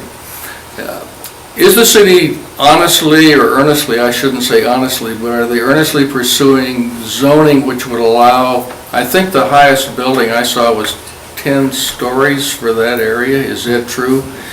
But would this not be one way to create greater concentration, also satisfy the needs of people who do want to live and want to downsize, empty nesters, retired people, single people, whatever, so that we could reduce the impact of the densities of these other areas within the city?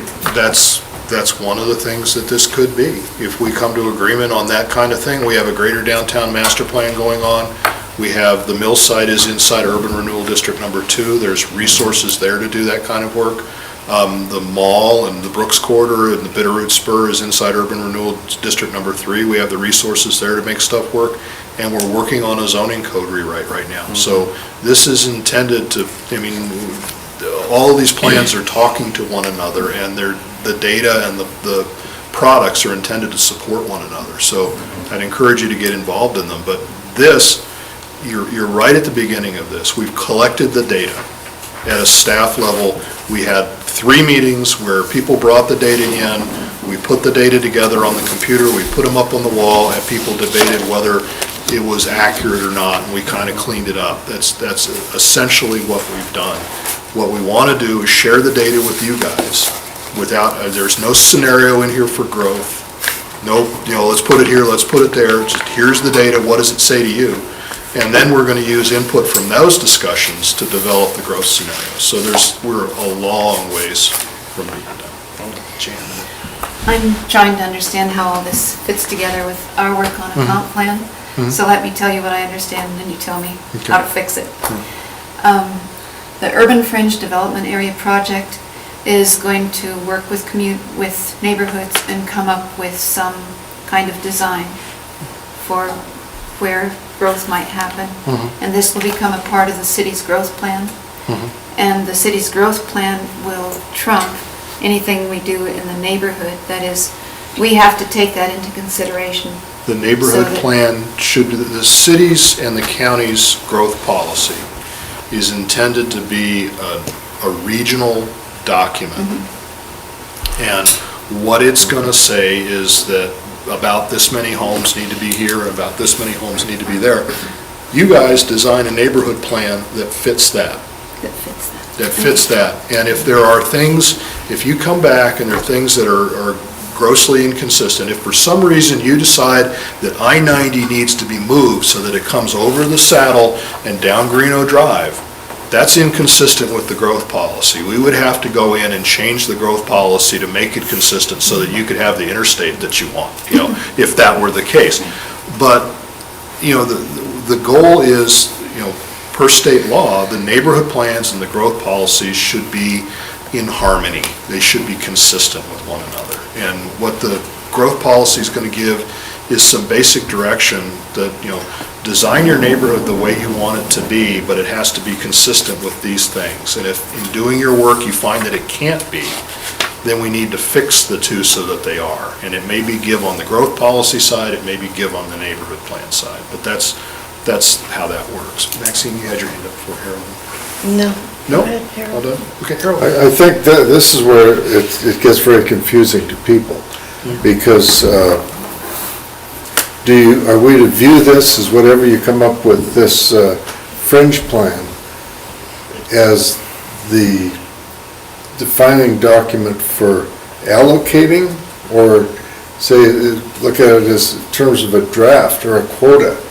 You have to put this many houses up here, and then how does that work with the neighborhoods trying to come up with their idea? I see a lot of battles happening. The goal is to adopt this after talking with neighborhood councils, after talking with whoever wants to talk to us, after going through a public adoption process that would include a public hearing before the Consolidated Planning Board, a public hearing before the county commissioners, and a public hearing before the city council. Adopt this as an amendment to the growth policy. But then how does that work with our plans that we already have in place? That you already have in place? Yeah. That's why we need to update the plan, but we want to update the plan in a regional context. But does that mean that one size fits all? We're going to flatten the earth? Only if that's what comes out of the process, Harold.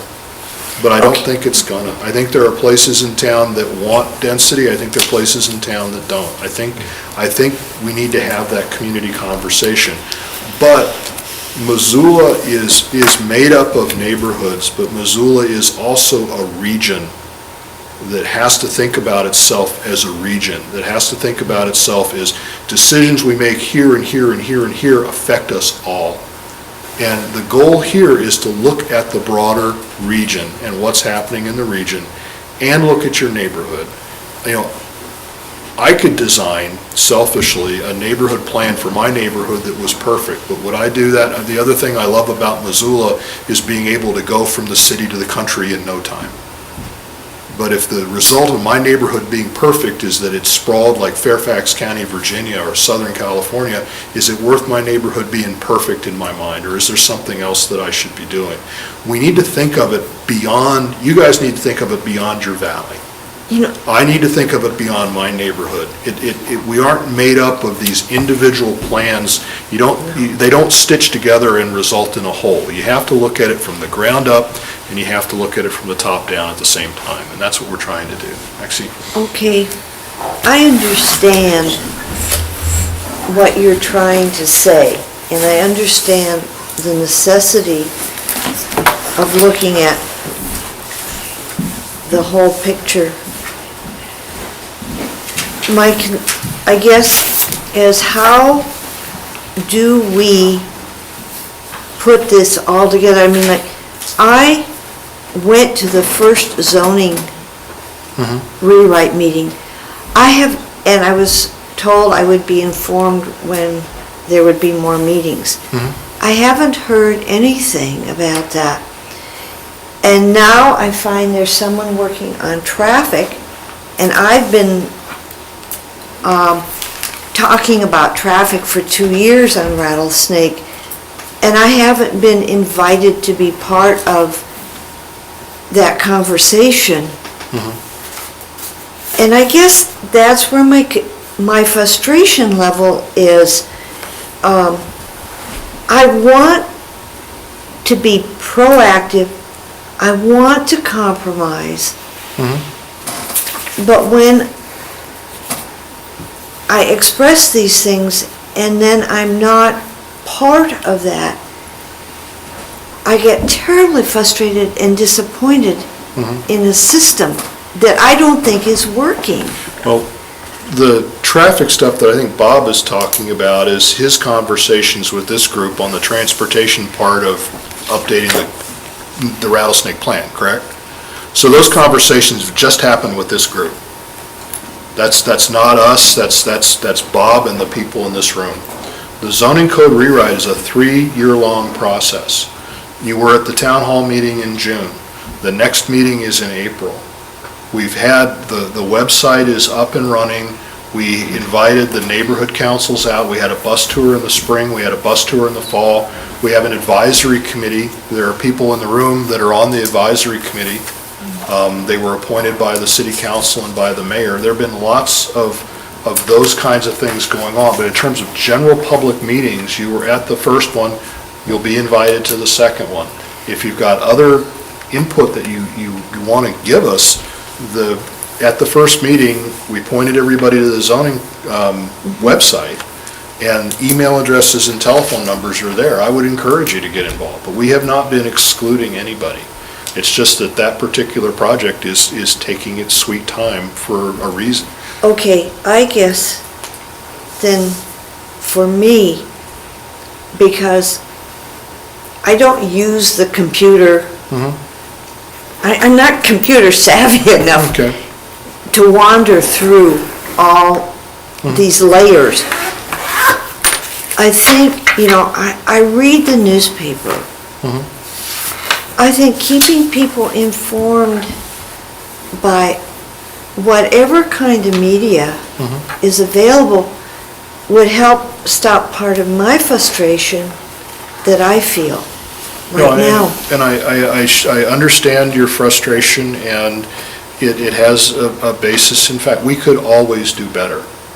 We have done multiple press releases on the project. I mean, there's so much that we could do to reach out to people. There's so much that we are doing now. We could always do something better. But Lavalle's working on that project too, so, I see Lavelle a lot. there you go. There you I see her almost every And it's day. cool. We actually We're running out are of really time, I'm coming sorry. up to 8:30 and, Okay. and need to talk about where we go from here, and I think, Roger, some of your help on that would be great too. Just one more question. Granted, whether it's an abstract figure of 15,000 or whether that came from actual data over the last 7 years, that doesn't matter so much to me. What matters to me is that on what terms do we let this growth happen in this community? You tell us. And this is the point. A process should involve that. That's what And it this, should also involve what kind of controls you might use in order to make that happen, to steer something the way you might want it to go. Because as I look up there and I look at the capacity of the roads being plugged up and whatnot, there's a whole lot of things that have to happen as a total system here. I agree. Not just a regional thing, but to only be structure-centric, I think is missing the point. Certain parts of this community provide things to the entire community, and other parts don't. So they're different. They have their unique character, and I hope that this gets out there first not just the number of structures we're gonna put here and there. What's there is the parks, the open space, the trails, the wildlife corridors, the important habitat, all of that stuff is there. What we want to know is what's most important to the community. And that's the conversation we're going to be having. I think it The- has to be. The terms, you're saying, well, on what terms are we going to allow this to happen? That's what this is all about. What I want to do, what we're trying to do as staff to this process is provide facts that can be used to articulate positions. And that's what's up there. All of that open space around the Rattlesnake is up there. All the conservation easements, all the pedestrian trails, all the things that I hear about being important, the proximity to the wilderness, the proximity to downtown, all of that stuff, all of the facts for those arguments, those positions, those persuasions, they're all up there. And what we're trying to do is give people some basis in fact for stating their positions about what's important to them. That's what this process is about, and we'll be going to the neighborhood councils to talk about it, we'll be going to business groups to talk about it, but ultimately it's going to come back to the city council and the county commissioners for a discussion. That's Okay. the nature of it. I would suggest they have limited the number of times the neighborhood councils can meet because they don't fund us for postage more than twice. We have very limited budgets for being able to gather people. We don't have the resources to do surveys, to find out these things. And I think that it needs to be looked at with those kinds of things in mind, that if you want people to be involved, there needs to be the resources so that we can invite them. I mean, I appreciate the fact that you've got a 6 to 8 meeting and a 3 to 5 meeting scheduled. How wonderful. That's the first time that I've seen that happen. And I think it has to happen much more often to have people involved. I think on a neighborhood basis, it gets kind of sticky and kind of gummy. But being able to offer 2 different meeting times on different days allows more people to participate in something like this. And we do this to the extent that resources enable us to do it, and to the extent that volunteers are willing to put the energy into it. And the neighborhood council forum, it's a volunteer-driven thing. That's right. With the resources we have available to us, we're doing the best we can. And I know Laval is desperate to talk in the minute and a half we have left about the scope of work.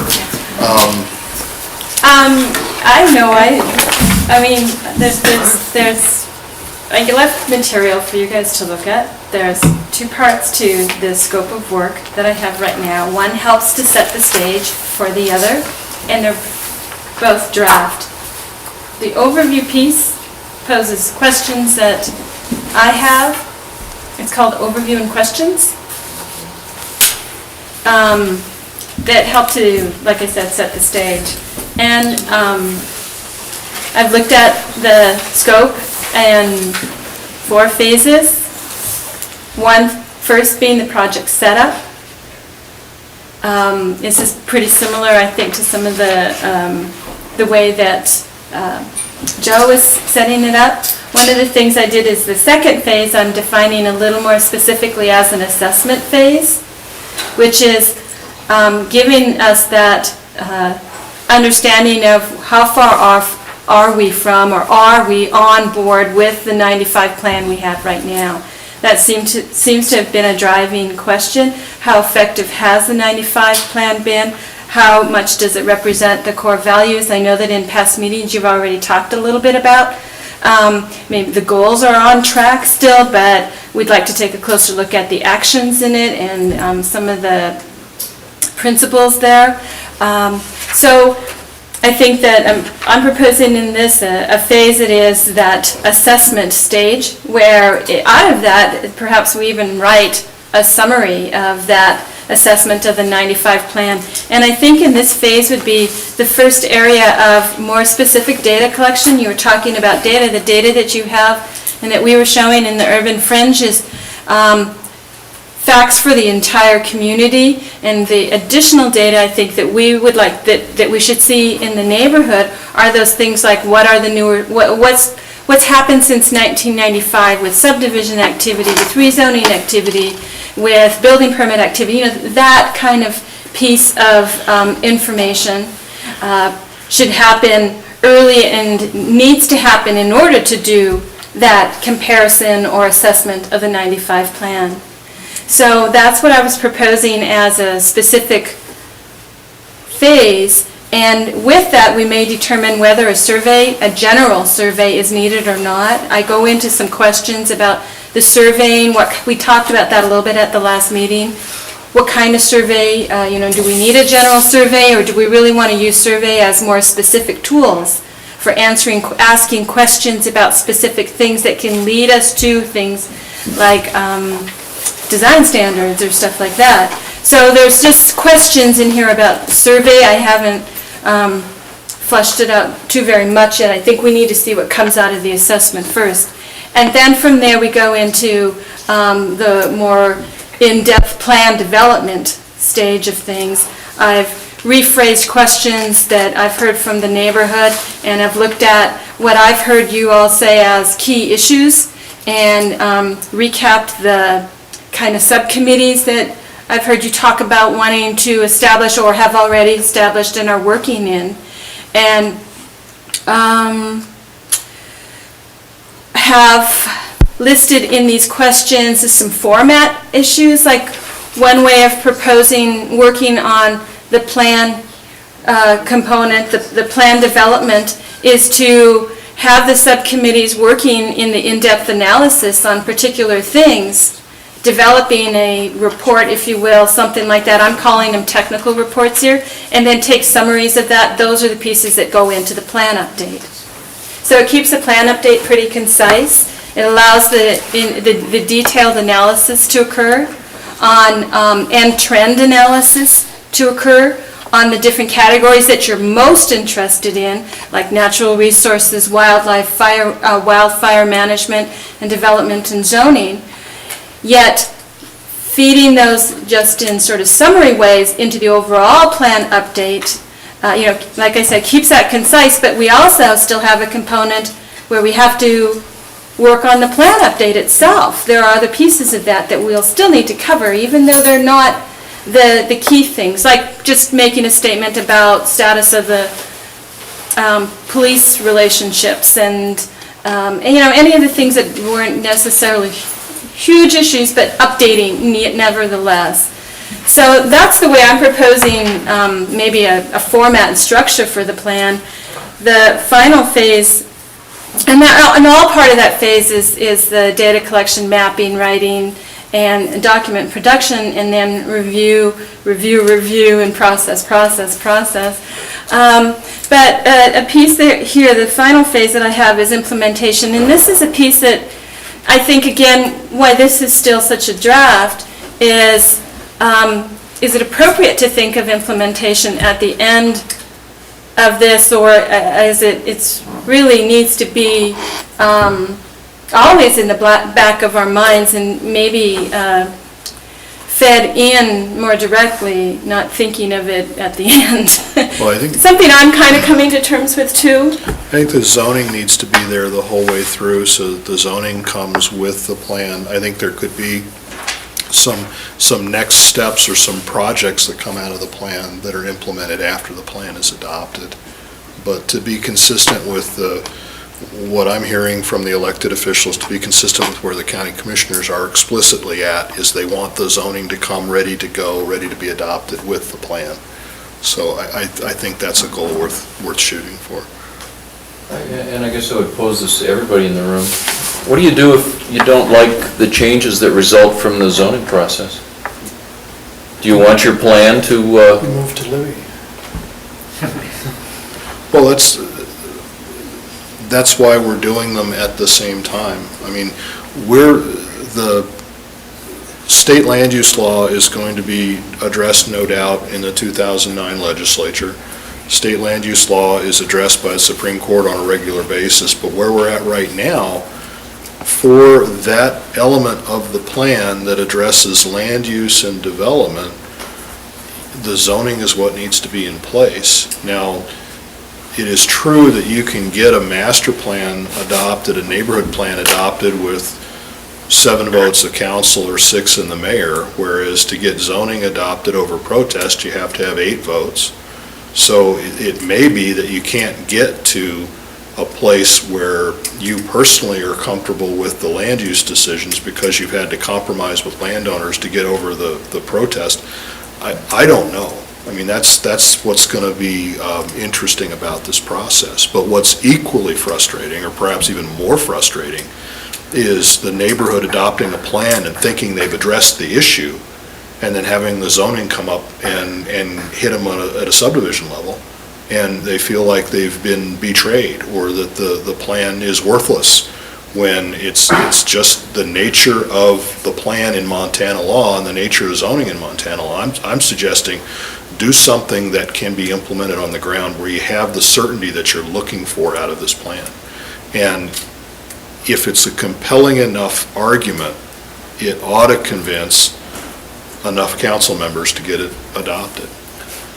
There's the 900-pound gorilla. We've properly talked quite a lot about zoning, and it's a wonderfully important component of all this, but in the big world out there where we're trying to get citizens excited about re-engaging in all this, Orlando, you've got to take a look get at this a sense and of give me any mutual feedback trust you on can. both sides, and I just think we have some work to do on the implementation side.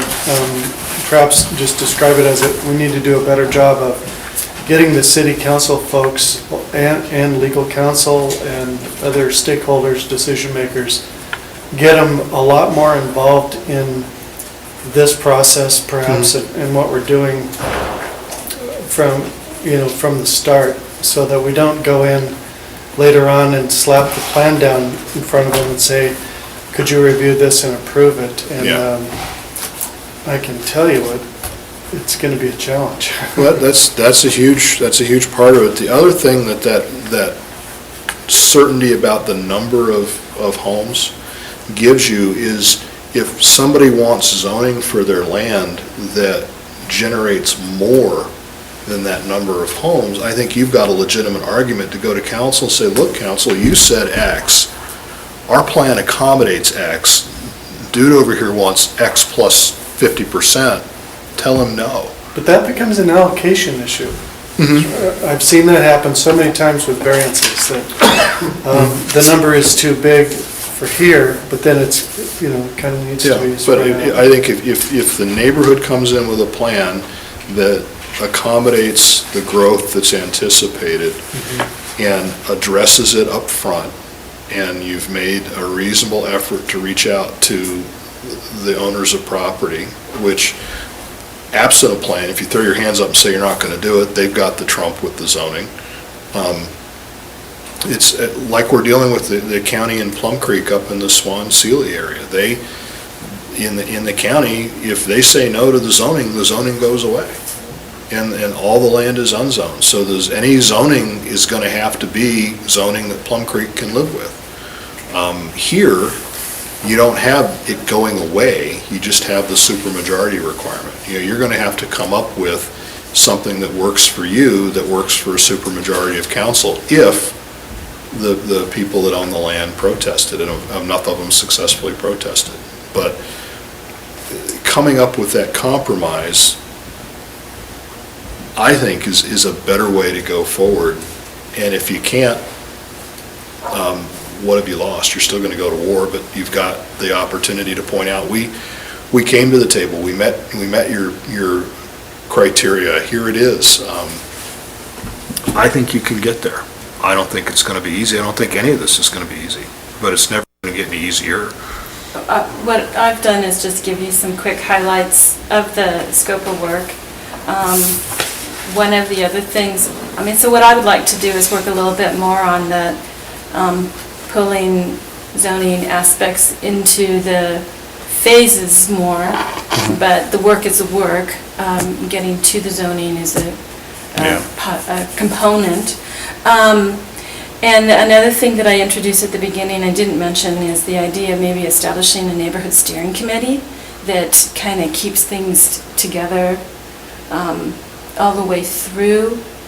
Subcommittees may come and go, but the steering committee can help with the guiding of the, pulling the plan together, part of it, where a subcommittee does individual things.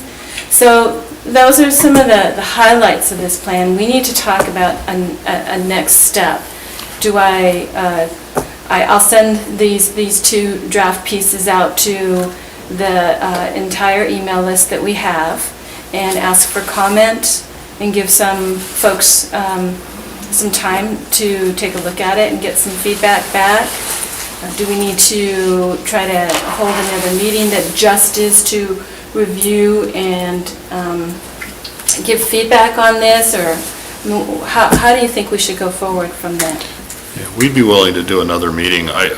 Sorry that the UFTA stuff took so much time, but I thought it was really important to let you guys know the context. I agree. Because a lot of the concern has been, what's the value of this? And, trying to put it into a context shows, I think there's some value to it. I think there may be some compromise to it. There may be some painful decisions, but we're hoping we make it worth your while and we make it a document that's enforceable and that provides some certainty to everybody. If we need to get into the specifics of the scope, if you can handle it by emailing back and forth, we're comfortable with that. If you'd like to get together one more time just to talk about the scope itself, be happy doing that as well. Comments, so. But we gotta, Do you have some thoughts on that? I think we should check for what we might have missed. Yeah. So we really need to look and see if there's something we missed or That'd be some fine. angle that we're not approaching Well, that'll get us to a better place in the end. That's what I'm. exactly, and I mean, for me to get to where this is, I have, I was telling Jan, I have Joe's matrix actually expanded down this way and over that way with what's new, what's existing data, and then I've added a column for hours, so that there was just way more than could be done here. But I think then, I also would need to add probably the hours component, a timeline component to it, that kind of thing. So, I have a compliment to what Harold says, and that is we might want to look for things we want to omit also. yes. Or take out as something that could be done after the plan is completed. Because right now, I've gone through all this because I got an extra copy from you early, and it's a tremendous job, and the scope is very, very big. And we just might not be able to take on that much with the number of people I know of who will be willing to work. well, and So we might have to reduce it some. our goal is to staff it. One of the things we want to put together, here it is, and here's what it's going to cost, and then the question is, can council find the resources to do all of it? We may be scaling back just based on budget, but. Roger, I've got what I hope is a constructive idea on this front. Sure. That's come out of my whole notion of this neighborhood context. This is going to sound funny, but I really, really think that a lot of what we're dealing in any particular neighborhood is actually more common in other neighborhoods than we think. And so the suspicion I have is that we might get some economies of scale by grouping, this is just an idea, group 3 neighborhoods together that have some common attributes and apply the effort essentially to those. And I think we might get the same amount of work done with almost an incrementally small additional amount of work, or might the same deliverables done. Specifically, I'm thinking about Target Range, Orchard Homes, and the Rattlesnake, just as a starting point. And the idea that I'm trying to strive for here is living in Missoula Valley for a long time, there has been kind of these invisible fiefdoms that sometimes get set up politically. And I would dearly love to break down those barriers because I think they're not only needless, I also think they're counterproductive. And certainly, I think each neighborhood has its, quote, reputation about dealing with things. I think the Rattlesnake isn't given the credit that it maybe deserves for the people's heterogeneity, because we often get pigeonholed as being this one type of demographic, which bothers me because there's a lot of variation. But I think when you start to broaden your horizon and you take in 2 or 3 neighborhoods together, all of a sudden you erase those old battle lines, so to speak. And geographically, looking at this outline, by the way, Lavelle, I think it's great. There's a tremendous amount of good stuff in here. But when you add the acreage of 2 other neighborhoods into it, I don't think you've increased the work any. But what you've done is you've got the same resource base, working on it. No, So, just an idea. It's a great idea, and, we will be, as a team, hopefully, budget willing, and the neighborhood's willing, be working on this project, and Orchard Homes and Target Range are the other place that's really expressed an interest. Now, the decision whether to fund that or not comes down to whether the county commissioners and the city council have the budget to do it, and where their priorities are and the rest of that. But, we've started this urban fringe project. We're hoping to wrap it up and get some decisions. We're hoping that we can take a couple of neighborhood plans forward from that. And we'll look at ways that we can collaborate. I mean, our staff is certainly small enough that it's going to be essentially the same people working on both of them, so. And our interests are common enough that I think, I personally am going to do it anyway. I mean, we're going to be sitting down and visiting with some of those folks just to try to glean some good ideas on. I think. And I think the venturing into this process, what we do and how we work on it here is going to be pretty similar to the way we have to look at it in the Target Range Orchard Homes, with plan to zone. We are all Missoulians, That's what I'm trying to accentuate and in a way, try to get away from some of the historical neighborhood breakdowns, which, as I saw when the North Side folks, they put together a really decent effort at a plan, but, they ran into some of the same things, like this is a North Side conflict, or this is a North Side perspective, and people talk about a Rattlesnake perspective, and I really think that, going back to your regional context, that the more we start working together on these things, we have common issues, common concerns. Let's treat it that way. Kind of brainstorming. And my real objective also is to help city council realize when they make decisions on things that the neighborhoods have more in common than they have not in common when it comes to all these perspectives. Yeah, no, that's great input, and we'll think of ways that we can do that kind of thing. Okay, I'm going to try this one more time. Next steps, and we have to leave. I'd like us to be locking up in 10 minutes, so there's a couple options. We can continue to do some communication through electronically, or set another meeting in a month's time or so. It seems to me like at this point, another meeting may be needed. I don't think we want to wait a month for it. Well, and I think that'll give you a chance to also, like, if I can get some comments back, I can incorporate them. I can look at hours and timeline too, and bring that into it. But Jan, you and Joe have probably been more involved in this. Yeah. And so why don't you look at what Laval's put together, and we can set a meeting time up to get everybody back. I think we ought to meet in a couple of weeks, maybe. I'm game. Yeah, I was saying, I think we ought to meet in a couple of weeks, just to talk, before you do much more. Because if we're eliminating things or adding things, That's true. and you're trying to put together a timeline, Okay. that's not fair to you. Yep. Well, let's do the email thing tomorrow and find a time and date that works. Okay.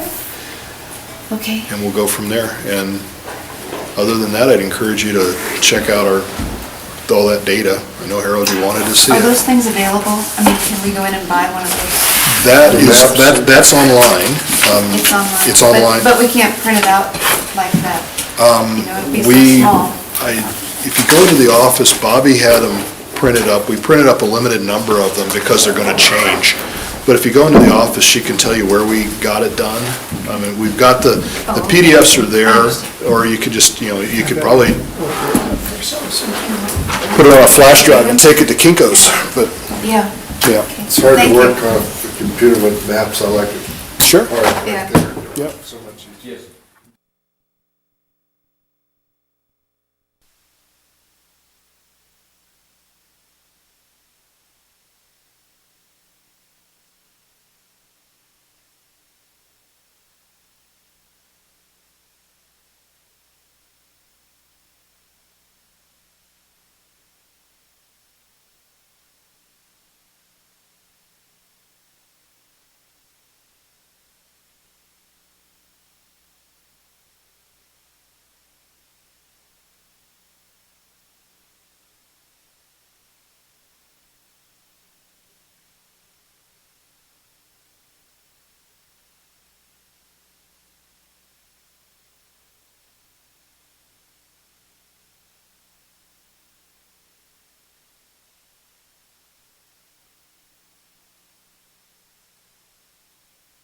Whole situation, because unless you were also understanding the times and the atrocities that happened, like the conquering about Japan and Nanking, and the atrocities on the Korean War, and a few of those things, you could have a balanced look of why Americans made those choices, rather than, I'm always concerned, and even our testimony we have here today, is that some of our documents were strangely always Americans bad, everybody else good.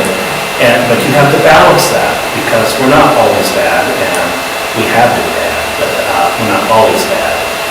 And you need a balanced look. And as long as somebody is checking on that, I think that's kind of important, because at the end of the day, when we graduate a student, we want them to be educated with a worldview that they have been exposed to as much as possible, and I think that's important. When we come to textbooks, I'll tell you the story about that textbook that they read about where they have a big thing on Islam. I absolutely objected to that thing with it, but I was told that teachers would in fact be supplementing that and teaching on that, and I don't know if that really happened, but anyway, we'll talk about that. No, I think that's a great point, is that, and if someone, and I'm sure Matt and I will have to reinforce this, that it's about multiple perspectives. It's not about, because I think that cell phone use is counter to the psychological health of our society. I need to get in, and Matt is so good about providing, well, don't get freaked out. Here are the benefits. Let's look at the other side, but you're right, Jim. And I'm an passionate supporter of technology. If I could plug myself into a computer today, I'd do it. But I know that my students aren't all there, and they shouldn't all be there. And we need to think about it from multiple angles. And I need to honor that, because I know my kids aren't all there. Thank you for I education. would like very much to talk about this very thing, and that is that I just feel like so much of even now what we're talking about is antiquated. I mean, when you think in 2 years that our technology, the amount of information that we've got in this world is going to be doubling every 72 hours. I mean, no disrespect, I think it's great, I want kids to read 1984, and I want them, but it's like, are we asking ourselves as educators? I just feel like we've got to get caught up with the times, and you know what kills me more than anything is when all three of my kids come home and say they hate school. And that really bothers me. When you started talking about this, I got very engaged, and that's the way I want my kids to feel about school. And I think about textbooks. Textbooks, in my opinion, are going to be obsolete in the next 4 to 5 years. Don't you agree? I mean, talk to anybody who's in the publishing industry, and this is the conundrum that they have. The minute they print something, it's already obsolete. And so, I mean, I think it's great. I'm really glad that you're here today, Matt, and I think those are the questions we need to start asking ourselves. U.S. News and World Reports just came out with, the 100 best high schools in the United States. I'd like to see us at least striving to create those kind of classrooms. And I want my kids to come home from school and say, man, this is what I learned today, and this is what we're asking about. This is the project that we're doing. And I just think that is the thing that we really need as a school board and as educators to start asking ourselves, are we preparing students in Missoula to be students of the world? And it's hard because I don't know what kind of jobs are going to be out there when my kids are done with college. And I would love us to start really, I want us to see 100% of our kids graduate high school and go on to college. So I guess I think it's great, and I think this is the conundrum that I feel like we're in. Technology is growing so rapidly. We've got No Child Left Behind, which I think is kind of a monkey on our back. I think it's great that we look at our numbers and we look at what it is that we're doing as educators. And then also, I think our funding is really something that's going to be holding us back. And like I said, I wish you'd go to the legislature and show them this kind of stuff, because we need more money, we need more creative classrooms, and I think it's great, and I want to see more in-depth study, but how do we balance that, and how do we do that with No Child Left Behind? And they have to be able to read, though, we were watching that. How many of our students would sit there and not be able to keep up with the reading on the piece that Matt showed us? Right. Could they read all of those words, and then they faded away? Well, and in defense of the video, I cut that down and sped it up, because of the time constraints of today.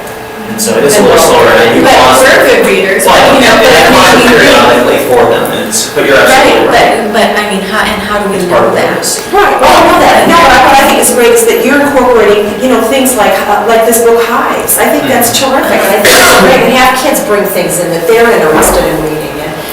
I just think that model of having a teacher standing at the head of a classroom and having kids sit there for 50 minutes like this is going to be a thing of the past, and we've got to really grapple with that. And that document really, those promising practices are something that we're really trying to help